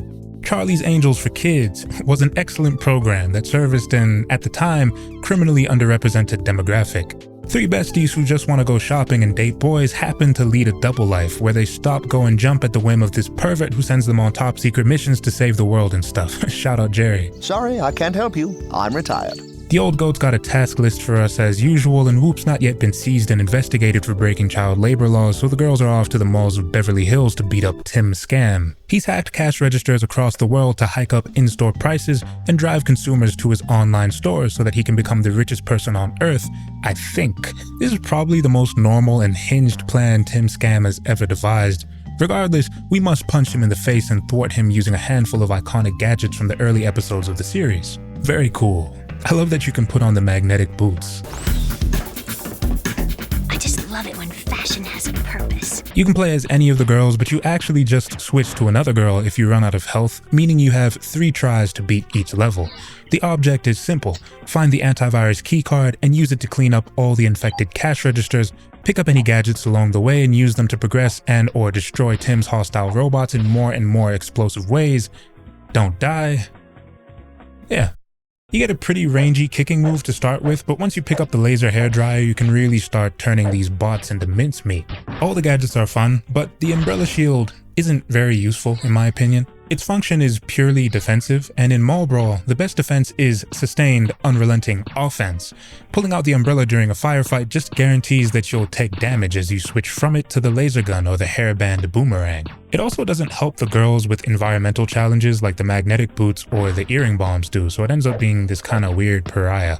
Anyway, you'll find Tim Scam in a French mall cowering behind a waterfall. You've got to blow up this vulnerable section of the wall to find the mechanism that turns the water off. Don't just jump into the void here like a total idiot. I, of course, only did this for demonstration purposes. After that task is done, you can return to the waterfall and deal with Tim Scam by way of this pretty underwhelming boss fight. Mole Brawl's last level feels pretty rushed in general. Aside from the occasional visual glitch, it's quite short.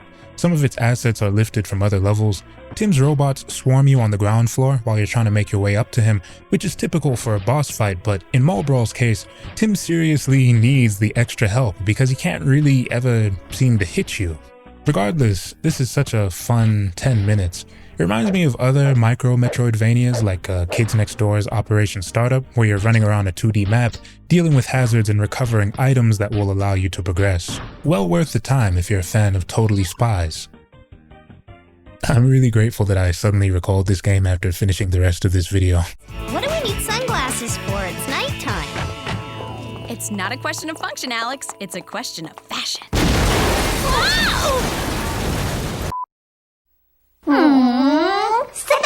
Naughty! If we're talking about Cartoon Network, you'll be hard-pressed to find a more influential figure than Sam Register. We've partially examined some of the ways in which he was woven into the tapestry of the network's history, but he also spent a significant amount of time doing the weaving. Sam spent decades at the top of CN's card, always doing something important, whether it was serving as vice president or president, taking charge of the online component, or executive producing series. But 2004's Hi Puffy Amiyumi is when Sam first got to try his hand at showrunning, and for my money, this is one of the all-time greatest concepts for a Cartoon Network series. The animated exploits of real-life Japanese pop stars Ami and Yumi of the band Puffy Amiyumi in all their anime-ish / UPA-ish glory. Puffy sang the Teen Titans theme song, and Sam thought they were so cool that he got a show about them, greenlit, and broadcast within the year. What a fucking beast. I wouldn't say the end product is an all-timer necessarily, mostly on account of some pretty shoddy script writing, but Puffy Amiyumi still holds up as a singular part of Cartoon Network's gigantic catalog. A cool moment of cultural exchange as well, and an interesting point for Sam to indirectly reconnect with New York-based development studio Pop. This tried and true connection bred Puffy Amiyumi's launch title on CartoonNetwork.com, Treasure Island. Kaz, the miserly manager, Ami wants a Bunny Huggles doll. If it's not free, forget it. Has airlifted the girls to somewhere, under the guise of giving them a well-earned vacation. He really just wants them to round up the island's treasure and bring it all back to him, which Ami and Yumi think of as a fun time, so it's whatever. Little do they know this beachside has been colonized by savages, vampires, skeleton people, and also a bunch of clones of that one girl. Ami and Yumi have 3 abilities to start with, each one mapped to a key on the number row, and each one allowing them to contend with a certain challenge in the environment. Jump to get the raging fan off your back, cartwheel to stop the monkey from eating your face, shake it off to bypass the snakes, you get the idea. Find more abilities to bypass more areas and collect more treasure, That's the game. And it's great. I'm feeding berries to gorillas and Draculas after my head, yo. Kaz, where the fuck are we even at, bro? The game's treasure and abilities are laid out so well. Check out this map Pop sent me, unless you don't want spoilers. You can see that everything's spread out across 3 big interconnected areas, and the game works to make each location feel distinct and memorable. Treasure Island starts off feeling pretty big, then incrementally gets bigger, then bigger as you kill or scare off every nasty hazard in sight. By the time you're done with this game, this whole damn island is yours. Ami and Yumi stand at the top of the food chain, over here. Follow the instructions on these signposts if you don't want to find out who actually runs this island though. Seriously, you can instantly kill these girls. Zoom in the camera. Enjoy the show! Okay, rookie, let's see what you got! Wow, why do you even have arms? I was gonna say that Hall of the Wild 1 and 2 were the only reasons to ever bring up My Gym Partner's a Monkey, and then I watched some of the show again, and I regret to inform you that this program, from what I've seen, was decently well written, kind of subversive even, and the music and characters are pretty fun, and I don't hate it anymore. Eating your words, very expressive. I didn't like Camp Lazlo all that much as a kid, but I didn't even want to sit through this one, and I probably couldn't tell you why I felt this way. Hilariously, David Perlmutter, what a callback, who clearly doesn't like Ed, Edd and Eddy, loves this show and raves about it in his book, America Tunes In. He also speaks highly of Camp Lazlo, so we're just different people, you know? This is a wonderful life. Funk Master Flex Night. Funk Master Flex Night. Master Flex Night.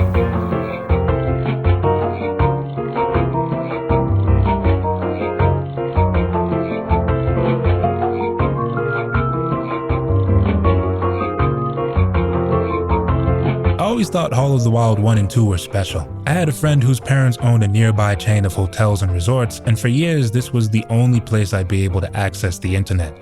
At this point in my childhood, the web was mostly something my mother used at work. If I was really lucky though, my buddy would take me to his hotel's computer lobby and we'd play flash games all day. And I'd return home just in time to get a few rounds of Space Cadet pinball in. Hall of the Wild was a game that this friend told me about, and I was skeptical of it at first because I doubted that anything associated with My Gym Partner's a Monkey could be good, and I liked this game so much that I started paying attention to the actual show whenever it came on the TV. It was still bad, David, sorry. Hall of the Wild is a platformer. Adam and Jake the monkey have got to collect their lunchboxes and make their way through these expansive levels.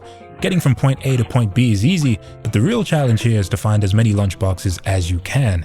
That's the fun part, and you'll be backtracking, jumping into suspicious tubes, sidestepping elephants and ducking sharks across a series of pretty well-designed and replayable levels in order to bank all these collectibles. You can slide, swing, and teleport in addition to getting a leg up from your animal pals.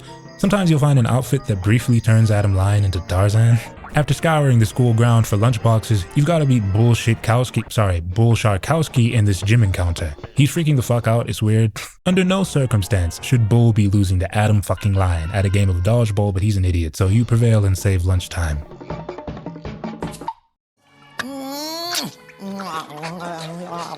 Hall of the Wild 2 isn't bad, although I do feel like it's clearly the lesser game. Finding collectibles is actually a secondary objective here versus it being the whole point of the prequel, so it doesn't feel like it matters all that much anymore. You've got to pick up these doorknobs because of that one episode, even though it doesn't make any sense that there are 1,000 of them scattered everywhere, but gathering them just feels random. It's literally objective number 4 on Pixie Frog's list, and he can't even come up with a decent justification for it. Questionable vibes. That being said, the core of what made Hall of the Wild 1 fun is still mostly present here, and there are more animal friends to take advantage of. Freakier and more varied, albeit slightly weaker levels too. There's a water level where you have to deal with the narwhal, for example, and this remixes the formula in a pleasant way, even if it's not touching the Sky Theater level from Game 1, for instance. Hall of the Wild 2's highlights are these sort of boss encounters you get at the end of each area. They're not difficult, but I find them really fun, and I appreciate that they expanded on the Bull Sharkowski encounter from Hall of the Wild 1. Sure, the level design isn't as good in this game. There's much more to see, but less that's actually worth exploring, and collecting these doorknobs feels a bit pointless. These problems, quote unquote, all feed into each other and contribute to the game just being less enjoyable, less novel than its predecessor. Also, the music is worse, but it's still worth playing after you beat Hall of the Wild 1. For fans of My Gym Partner's a Monkey, David, I'm looking at you, this one is still well worth the time, I think. Real classic, classic.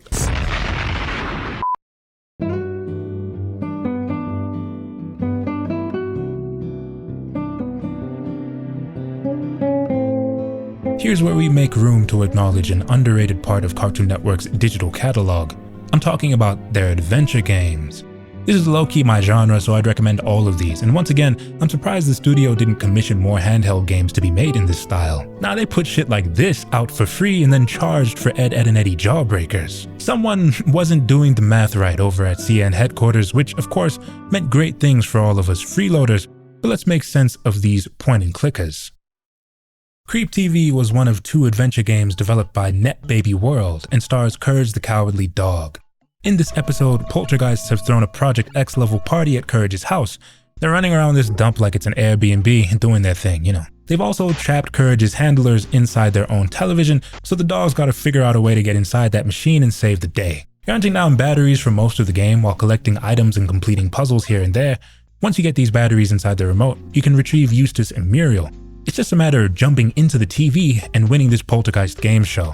Creep TV is actually a rarity in that it's one of the only CN web games whose creator has openly spoken about it. David Lindekrantz of NetBaby World reached out to @JackieTheRocker13 on YouTube to conduct an interview, and he revealed some pretty interesting tidbits about this game's creation. So you were like the lead programmer. You programmed every. Yeah, I was the only programmer. So when everything was set up, I just locked myself for I guess 6 weeks. Locked myself up and yeah, did it. And it actually was. I mean, we did one game before this called The Envelopes, Please, also starring the Cartoon Network characters. He even revealed a Warren Robinette-like Easter egg that requires the player to travel a certain amount of distance outdoors. If you find this mirage, you can then use a nearby pair of sunglasses to reveal the game's credits. You can also type in a code that'll turn Creep TV into a point-based shooter. Some great information in this interview with @JackieTheRocker13. I've linked it below. Anyway, my only real note of criticism regarding Creep TV is that I wish the TV host MC Ghost, who you encounter at the end of the game, asked you more questions pertaining to what you just played. It would put me on the edge of my seat more if one of his questions wasn't, "Do you want to leave, yes or no?"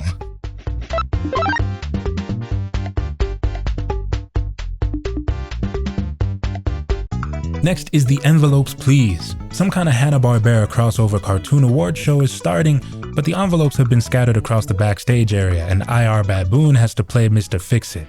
Cartoon Network pulls the veil back on its own universe, revealing its zany characters to just be actors, playing their roles in their respective shows, at least for the 10 or so minutes it takes to beat this game. You're not just talking to your favorite Hanna-Barbera tunes, you're talking to your faves at a point when the bright lights and cameras are off, or maybe at a point where they can all agree to cut loose for one night because it's award season. Like, him is one evil bastard, but he's just standing here in a corner serving hors d'oeuvres. He thanks you for finding his tray. He's totally cool. This game is built on the same framework with the same engine as Creep TV, similar graphics, UI, and all. You're interacting with items and characters to unlock passages so that you can infiltrate spaces. IR is finding envelopes in all kinds of nonsensical places. He's like, look, there's an envelope underneath this picture, huh? Who even lost these envelopes, bro? Why are they everywhere? This is starting to feel a bit suspicious to me. You'll find envelopes in the weirdest places in this game, so you just gotta, like, what do you mean it's in this potted plant? You have a bunch of endearing little encounters on the way towards completing your goal, like this one where Mojo Jojo tells you to go fuck yourself. You're just doing everyone's dirty work while they lounge around and keeping your head down so you can finish your job in peace.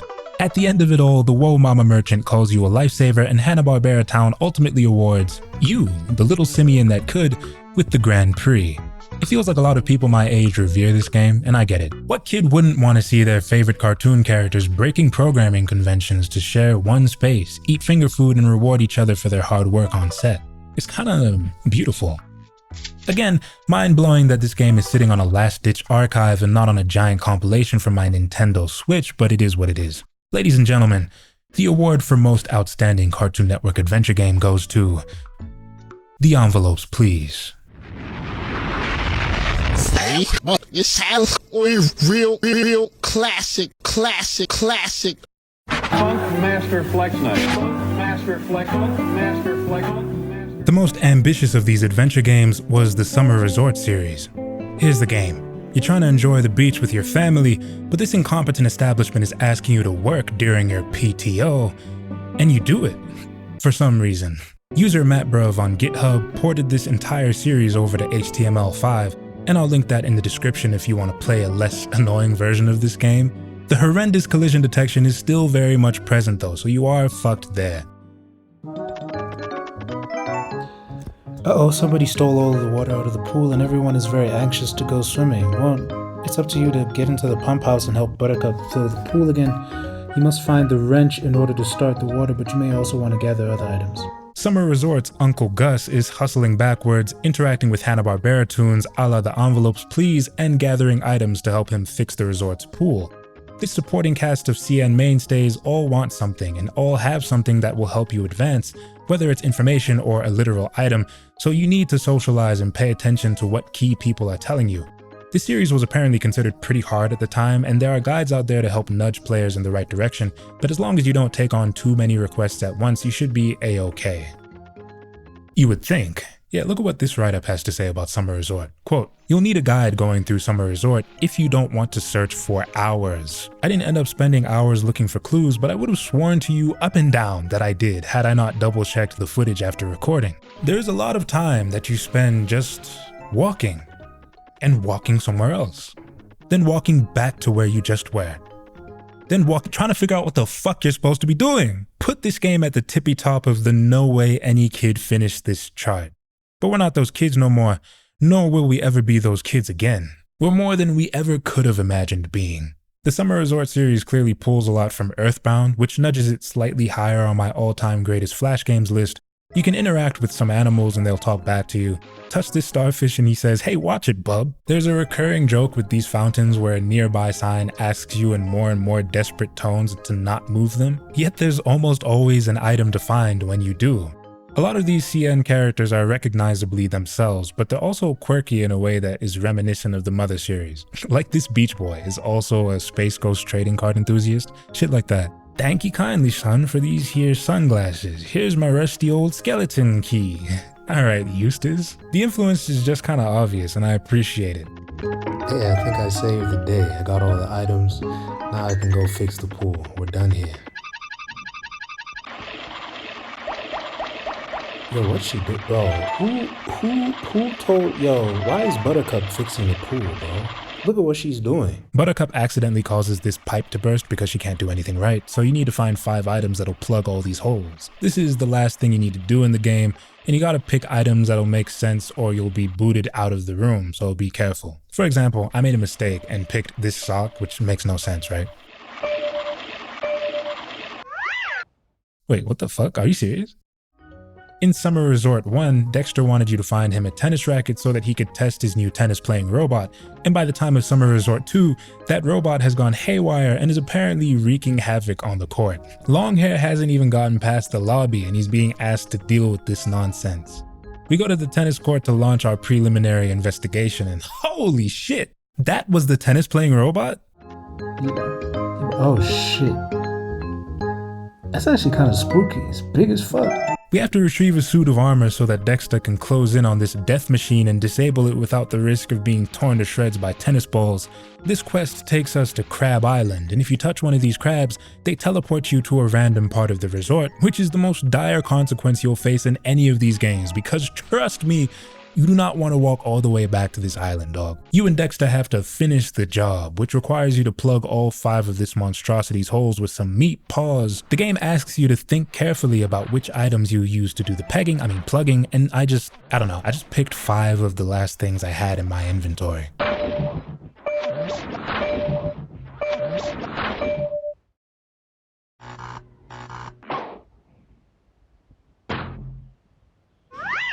Somehow these were the correct items, bro. An octopus? Are you starting to see why some people recommend guides for this game? If you're a freak who clicks on everything like me, you'll be fine, but then you get to the end of these levels and it's like, who's coming up with this stuff?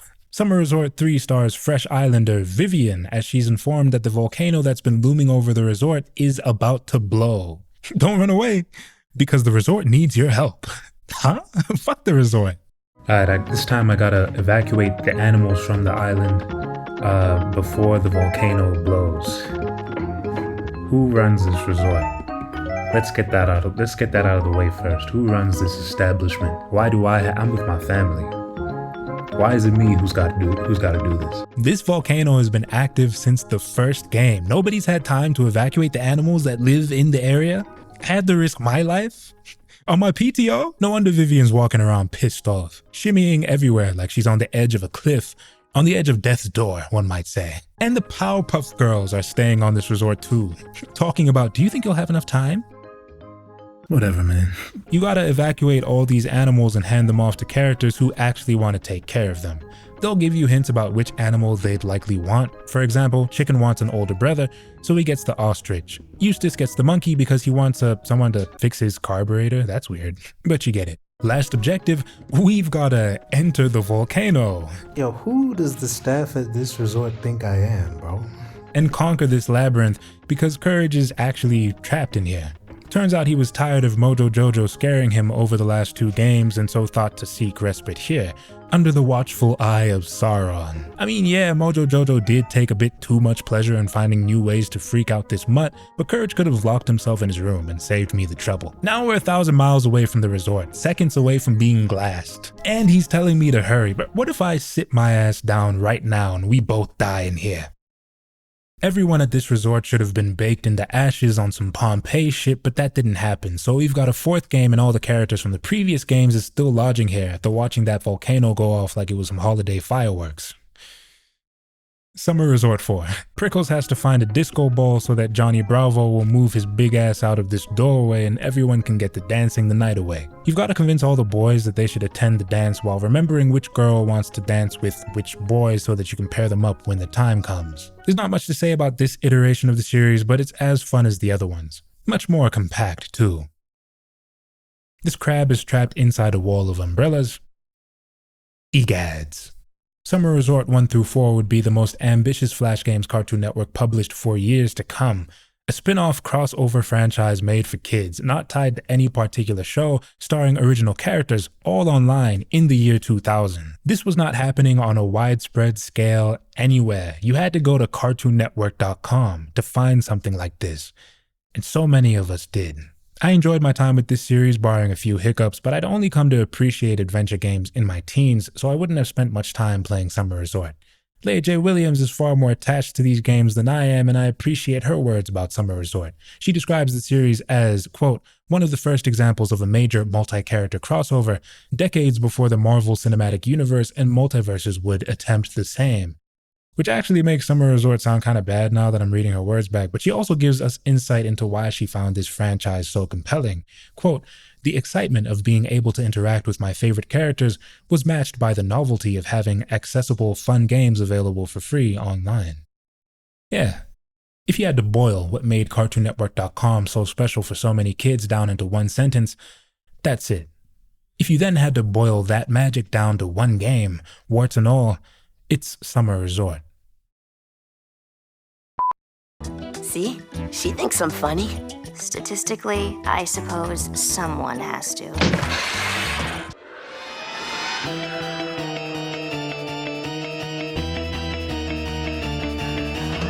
Say what you want about Teen Titans Go because I never watched it. I only ever got to see a handful of Teen Titans episodes growing up and never got to the whole midlife crisis guy gaslights a crash out part, so I thought it was some pretty light fun. I'll shatter that illusion one day. Oh my god. Deathstroke's a pervert, bro. Why is he making his child dress up as him? Where are the adults in this universe? Where's Robin's dad? Anyway, this show is iconic, and that's undeniable.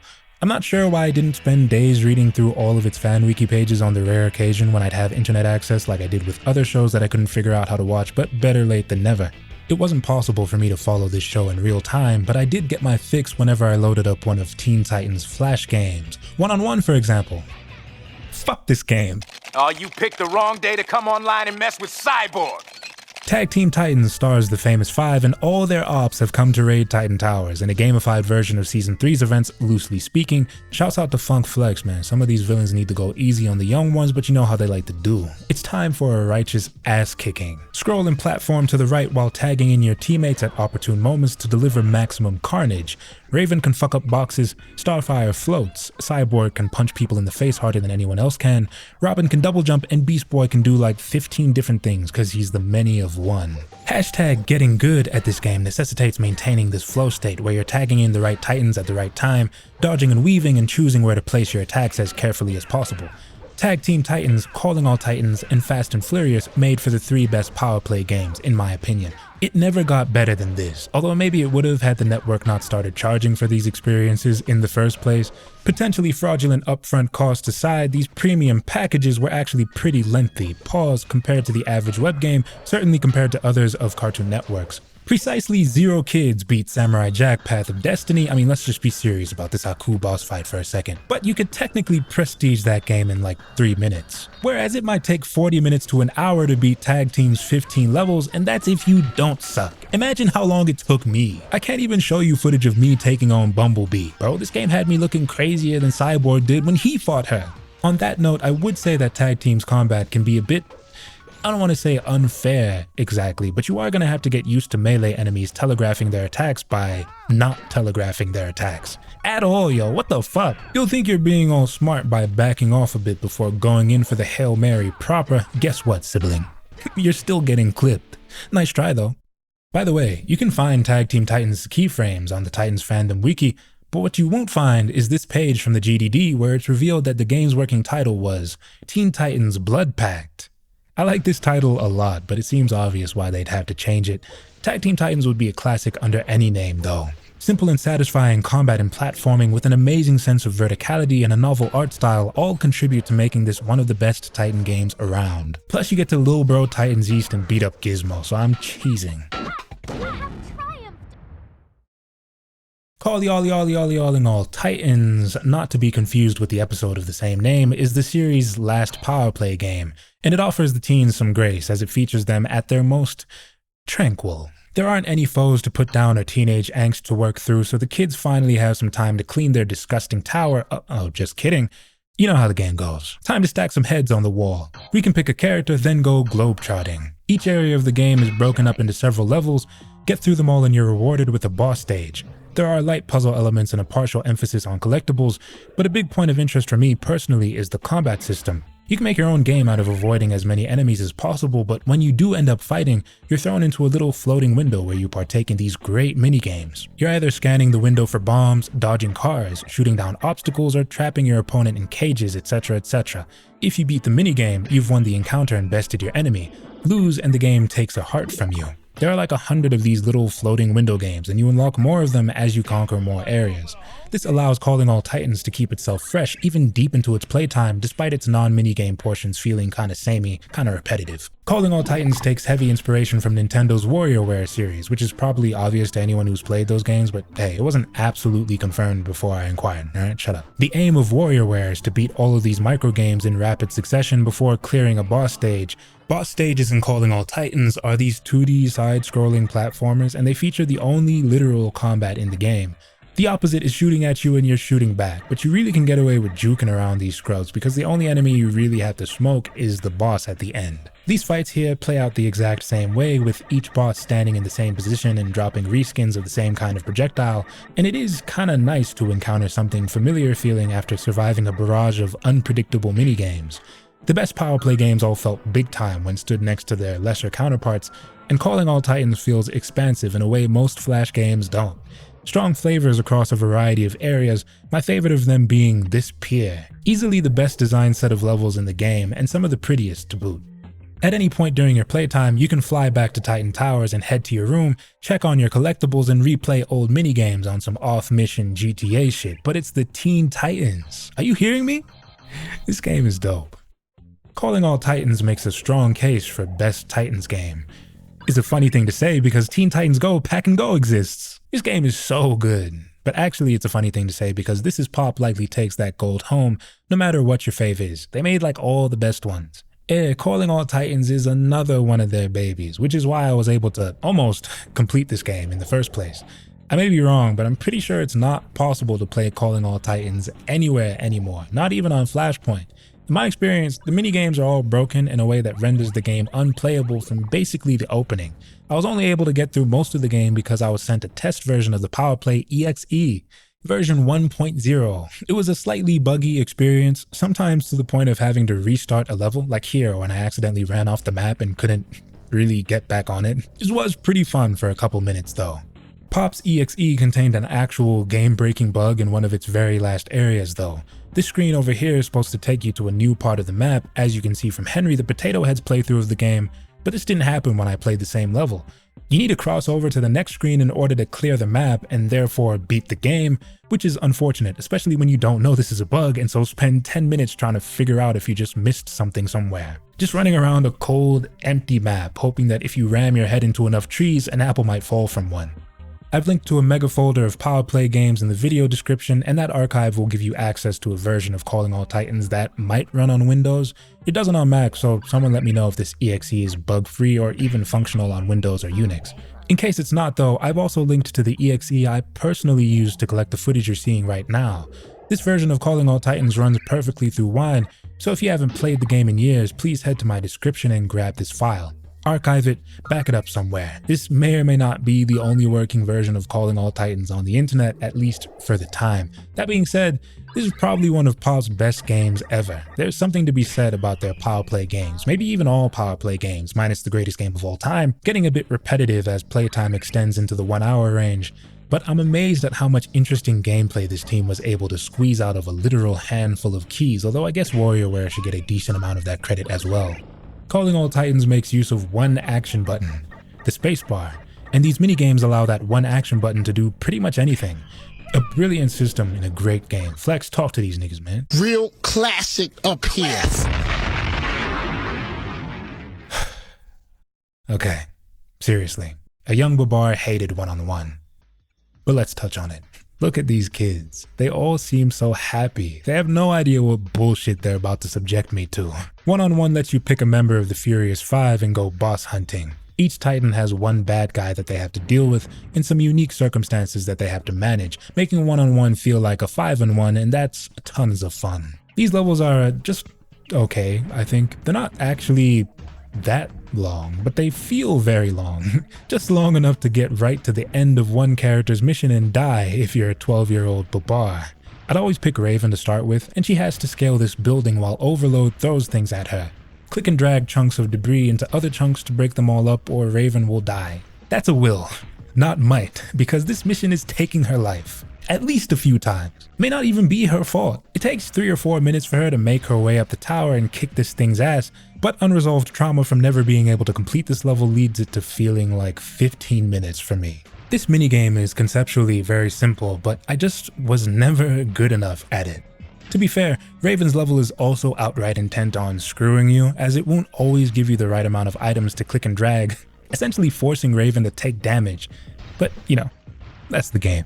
I'd get to this last section every so often, immediately die, then swear to never give one-on-one my time of day again. So it was gratifying to finally get the better of Overload and have the game tell me, it took you long enough, nigga. 15 years, my nigga? Beast Boy's level was always the most entertaining one in my opinion, or maybe it was the only one I was willing to finish because it was quote-unquote easier. I mean, it is the most difficult mission on account of how often it'll kill you, but you're not getting sent back to the beginning if you do die, so it's all good. This is a 2D side-scroller where you switch between various forms to take on various hazards. The ultimate goal is to find Mad Mod and punch him in the face, which you do. I gotta appreciate that this is the entire boss fight. Another level that I have very strong memories of here, for more positive reasons this time. Getting through Beast Boy's mission is a bit of a slog, yeah, but this one is fun regardless, and it's great that one-on-one forces you to use all of Beast Boy's available forms, because that's usually just an option in other Teen Titans games. Cyborg, Robin, and Starfire's missions all kind of feel the same to me, slight variations aside. Starfire's level is fun because you can rack up combos if you hit enough objects in a row, and Mumbo poses more of a challenge than Atlas or Red X for some reason. Cyborg's shooting balls out of the sky. If you move to the right before Atlas jumps off this hoverboard thing, he can't hit you. I don't know, not much to say about this one. Robin's level has got the least amount of juice though. There are huge stretches of it where absolutely nothing is happening. Playing through his mission is like reading an essay that's been padded to fulfill a word count requirement. It's like watching one of my videos. Every so often, the game will remember to throw a hazard your way before going, I don't know, bro, what do you want from me? And sitting on its hands again, letting Robin cruise through Jump City going 150 miles over the speed limit so he can do battle with Red X, who, by the way, is Robin. Sorry, spoilers, but how is this fight even happening? Is this the guy who stole Robin's Red X costume? somehow, only to never be revealed or even really acknowledged again. Why did this ever happen, by the way? And while we're crying about why this and why that, why is Overload, some bum, able to do all this to a building? And why is Atlas trying to hit Cyborg with bombs, boomerangs, gadgets, and doohickeys from a zillion miles away, like a pussy? And why does Red X, a petty thief who operates under cover of darkness, have access to an arsenal of militarized drones and tanks, shooting at Robin with live ammunition instead of doing this dumb X bullshit? And why is Mumbo flying? This game's not good for me, bro. Shouts to One-on-One's devs. I get the sense that this game was made by a team of maybe overseas developers who didn't know much about Teen Titans before being met with a proposal from the big network, as was the case with David Lindekrans and NetBaby World. I hadn't seen those characters before we did the game. Oh, you haven't, like, before you did this game, you haven't seen Courage or anybody? No. It was new stuff to me. Big assumption on my part, but whatever the case is, we're left with a kind of weird game. Somewhat questionable vibes, as if you've come home and everything's in the wrong place or something. Maybe it's possible that this opinion is informed by decades of not being fond of One-on-One anyway, but this isn't the time to unpack that because, hey, look at this! Go to teentitans.com to check out the new game, Teen Titans Battle Blitz. Battle Blitz. Teen Titans show launch title. A game so legendary, it's honestly criminal that I don't have even more to say about it. And that's really only because the pleasures of this one are simple and primal and you should just go find a way to play it now. Fuck this video. Sorry, stick around. You're gonna learn you some things you've never learned before. I've got a secret map to show you and everything. Anyway, how do I define legendary in this case? Well, here's some perspective. Most games published to CartoonNetwork.com were lucky to get played 100,000 times a week. And that was the first week. There would usually be a sharp drop in interest after a game's initial launch period, but there were a handful of elite games that stayed at the very top of these charts forever. And I mean forever. This Is Pop took in the lion's share of the pot, with many of their games getting played 1 million to 2 million times a week. Just so we're clear, I imagine that Pop has a decent sense of how popular their games were with Cartoon Network's fanbase, but I'm also pretty sure that even they don't know these numbers. Now, if games like Harem Scarum or When Animals Attack were popular, Battle Blitz was extraordinarily popular. So popular that even Pop couldn't outdo the records this game set. Battle Blitz is the all-time most played Cartoon Network game in history, potentially even if you include the one where they had literally every one of their iconic characters band together to fight the universe. At Battle Blitz's peak, it was likely being played up to 5 million times a week. That's outrageous. I played this game for years before I saw a frame of the original show, and I know I'm not the only one, no Sam Smith. This arcade fighter was a phenomena that nobody was prepared for, is what I'm trying to say. And that was the only thing it could have ever been. Seriously, look at the material here. The presentation. Big fight feel, hard hitters only. Clash of the Titans Battle Blitz. Let's fucking go. There's some text that establishes the stakes of this conflict we're going to be a part of. Probably, I've never read it. The important thing to know is that this is Tekken arcade mode, but with Teen Titans. Put this on a cartridge and it sells itself, but you could find this game on CartoonNetwork.com for FREE free. You can select a difficulty, and I probably should have went with beginner if I wanted to spend as little time pulling my hair out and feeling like a loser as possible, but I thought I could do anything as a kid. I had to resort to some nasty tactics to put a couple of these bigger guys away, even in present day. That's what I get, right?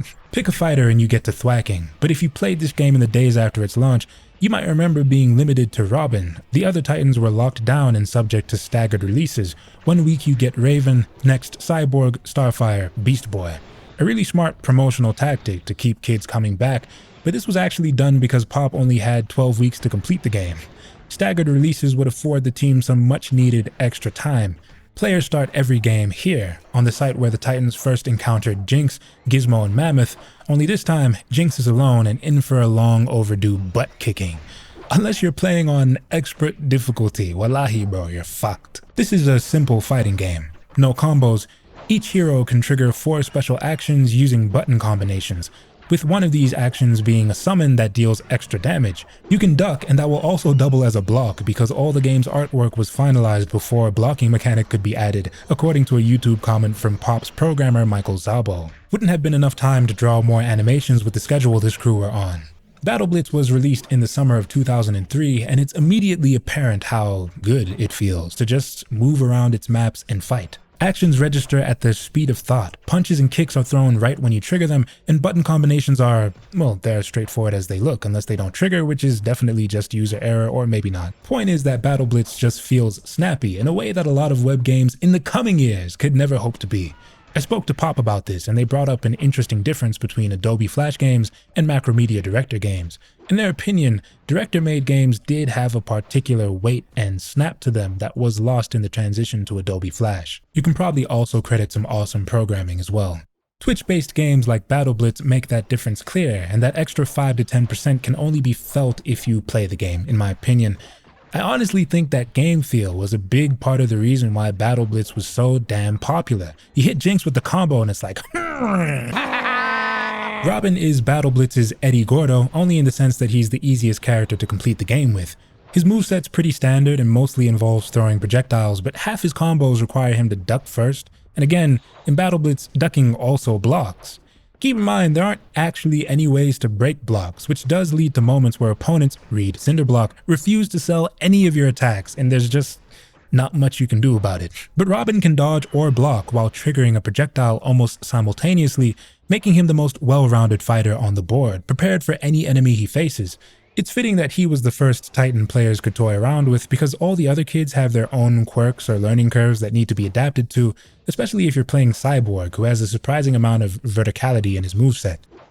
The name of the game is to make geeks out of this goon squad, knocking out foe after foe until you're beating up on Plasmus, who's this game's ogre, I guess. You likely had a blast with this game and either took the L to Jinx on map 1 over and over or tore through these scrubs in an afternoon. Once you beat Plasmus though, Battle Blitz gives you a Slade tease, then asks you to try your luck with a different character. And you could do that. Or you could let the voices win and turn the heat up a notch. Expert mode. This mode will convince you that you hate this game. I mean, it's not that bad, but it kinda is. Play this mode if you want to take a trip down memory lane. Yeah, remember when you first booted this thing up as a kid only for Jinx to hand you your ass in record time? I'm not kidding. First time I selected expert mode, the game scoffed at me and said, "Aight, bro." I lost this fight with Jinx and was kicked back to the select screen before I could even put my hands on the keyboard. Opponents are aggressive. If you're not locked in, you're getting slapped or shot or eaten, and you can take maybe 6 to 7 blows before the game says you're donezo. Meanwhile, Plasmus has a health pool that you could dive in. I'm hitting him with all these explosives and he's just taking it. Listen, intermediate mode will make you think you're crazy too sometimes. It is very common for opponents at the tail end of their lifespan to resort to some absolute low-down horseshit in order to put you away, and that's just a Battle Blitz staple. Like, look at this fucking animal try to take my life after stumbling around the map aimlessly, wondering if he actually wanted to have this fight a mere 30 seconds ago, just because I have him where I want him. Intermediate mode will surprise you, but its flashes of psychopathy are the stuff that expert mode is made of. This nonsense is expert mode in its entirety. These newly activated villains force you to, at least occasionally, exploit the game's systems because the game itself is now exploiting the game's systems. Sure, Hail Mary these projectiles from outside your opponent's range of attack because Jinx throws several projectiles at a time now, and if the first one hits you, you can't dodge the other two. Sure, spam your flying attack whenever you can, because this geek can trigger this machine gun's attack without doing any inputs, as in faster than is even humanly possible, and he will use this weapon over and over again. Also, your projectile won't even hit him while he's grounded because he's too fucking short. And so on. And so on. Don't get me started on Mammoth and this damn charge attack that'll snatch you out of midair. Bro, I'm just tired. I was trying to keep things above board while playing through this mode. I was trying to just get good and beat these villains in a fair and friendly sparring competition, but expert mode wouldn't even always beat me halfway. Like, Jinx would be in the middle of flying backwards from my attack before canceling her own animation and launching a flurry of combos. She must have thought I was some bum the way she was no-selling my shit. By the time I got to Cinderblock, I told expert mode to go fuck itself. If it could fight with fire, I could fight with fire. Yeah, let me get my bullshit off too.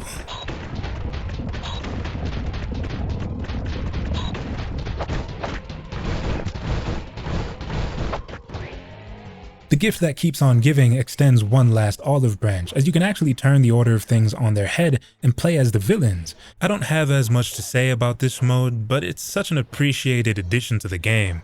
Villains generally have fewer special attacks than the Titans do, no cool summons or airborne moves either. Fans of this game likely had such items on their Battle Blitz wishlist, probably justifiably so, but I'm just wowed that players can even do this in the first place, as I am with so much of this game. Battle Blitz is the creme de la creme. It's the best Cartoon Network and WB could have hoped to get out of handing Pop a few model sheets for a show that wasn't out and going, see you in 3 months. 12 weeks turnaround for an old-timer. Battle Blitz introduced a generation of kids to fighting games, and it also introduced much of that same audience to Cartoon Network. Playing Battle Blitz as a kid made me passionate about Teen Titans, a show I'd never seen before. I'd play imaginary episodes of the world's coolest looking children's series in my head for another 10 years before getting to watch it proper, and much of that desire was carried by memories of a game that I hadn't even been able to play in half a decade. Battle Blitz had just left that strong of an impression on me, as iconic a fighting game as any other. The Battle Blitz archives reveal some pretty interesting tidbits. Some beautiful sketches, palettes, color sheets, and even pre-release model sheets straight from WB's desk, which I can't show you unfortunately, for fear of black vans pulling up to my house. Great promotional materials for each Titan as well, but the most curious findings of this archaeological dig were these alternate title cards and select screens that bore the name Battle Blitz 2. Now obviously a sequel to Battle Blitz never released, but I wanted to know if a Battle Blitz 2 was ever in the works, so I left an inquiry with Pop, and as it turns out, these screenshots are from right around the game's initial release period. Remember that all Titans After Robin were released in the weeks following Battle Blitz's launch. Cartoon Network and This Is Pop were actually toying with the idea of presenting the full version of this game with all playable characters unlocked as Battle Blitz 2. That's why these screenshots exist, and that's why Battle Blitz 2 seems to make use of the exact same characters and assets as Battle Blitz. It's because they're the same game. I'm on the side of this idea being scrapped, so was Pop, and ultimately so was the network, as these screens would lay dormant and unseen by the public until you know who got a hold of them. And this elephant's about to let you in on another cool secret. Battle Blitz's backgrounds folder has a bunch of cool images in it, including position tests and unused versions of various maps from the final game, like these takes on, I believe, the prison from Teen Titans Episode 1, Divide and Conquer, where we first encounter Cinderblock. But Battle Blitz was originally going to ship with a hidden level, which is this purple looking one here. These other screenshots reveal that there might have been some more foreground elements in the works too. You see this hot dog stand in the background? Pretty interesting stuff, but this secret map unfortunately had to be stripped from the game due to time constraints. 12 weeks, remember? 20 years later though, I'd say it's worth revealing these secrets to fans of the game, of which there are, obviously, many. One of Cartoon Network's biggest ever exports, Battle Blitz would even go on to influence the series it was based on. Remember Season 2's Winner Take All, where the Titans are thrown into some kind of intergalactic tournament fighter and Gizmo's there too for some reason? That episode takes several visual cues from Battle Blitz, as it ought to, because Battle Blitz surely drove many fans to Teen Titans in the first place. That was the power of these games.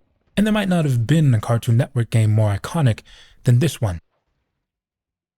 Someone else can test this proper, but it's possible to freeze opponents mid-motion if your summon interrupts their special attack, which is hilarious.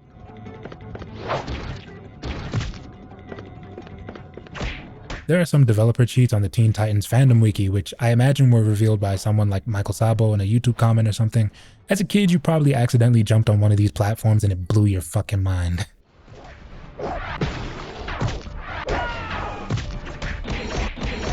Real classic up here.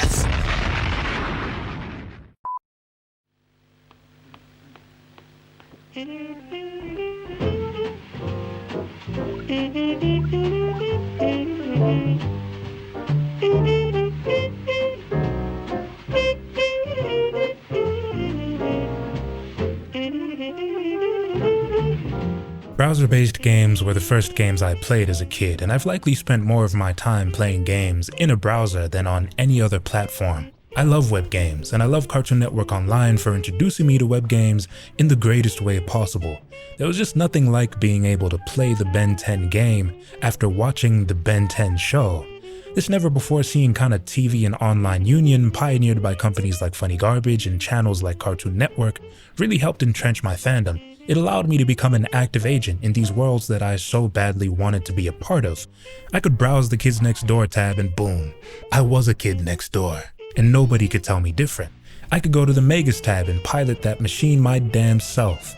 And these worlds would drive me to find other worlds on other websites. I'd start trying to figure out what armoredgames.com had going on, what stickgames.com had going on, what miniclip.com had going on. A rapidly expanding kid universe that, over the course of the internet's short lifespan, has collapsed into a singularity. Much has been said about how harmful it is that we don't curate these kinds of spaces anymore. The internet was a blank slate upon which we could have formed anything, and we've ended up building this digital machine god that shakes you down for cash by the roadside, that wrangles down children and force feeds them Instagram Reels and TikToks. And that's bad. But I'm not here to talk about the bad, because I want to talk about CartoonNetwork.com, a website that formed during a time when children were pulled, not pushed, into digital worlds, authentic worlds. No XP bonuses and leveling, no character customization tied to cash shops or ploys for kids to download the app in order to make it easier for parents to part with their money. Just great television, tied to great interactive content. And maybe you could buy some merchandise if you really wanted to. I'm upset about CartoonNetwork.com and its derivatives being shuttered because people lost their jobs. That can't be forgiven. But I won't be upset that we'll never get Web 1 in the early 2000s back.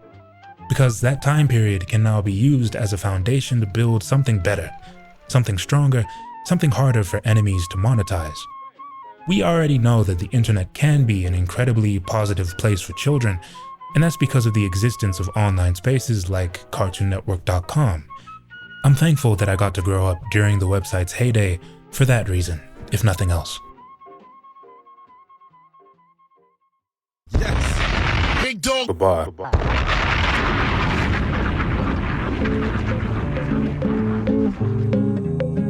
Yeah, new video out the chamber. Thanks to each and every one of you who likely forgot to unsubscribe in the last year. I'm happy you're still here. And if you're new, welcome. I hope you liked the video. Please subscribe and join me on Patreon for $5 in exchange for your name in my credits at the end of my videos. Link is in the description. I make a new video every, I make videos. I didn't think I'd be doing another one of these, seriously, but it's done. This is surreal again, and I'm gonna make another video. No one can stop me, I've just realized. The next video is about the Powerpuff Girls' catastrophic live-action adaptation. I look forward to that one sooner rather than later. I gotta sleep now. I probably said that at the end of my last video, huh? Someone go check and tell me. But until next time, folks, that's all, unless you wanna message me on my other pages at BabarIRL. Definitely my Patreon. I would promise you a specific date for my next video, but the last time I did that, I ended up on the planet Mars with no explanation, and I just got back, so you understand surely that the sitch is complicated.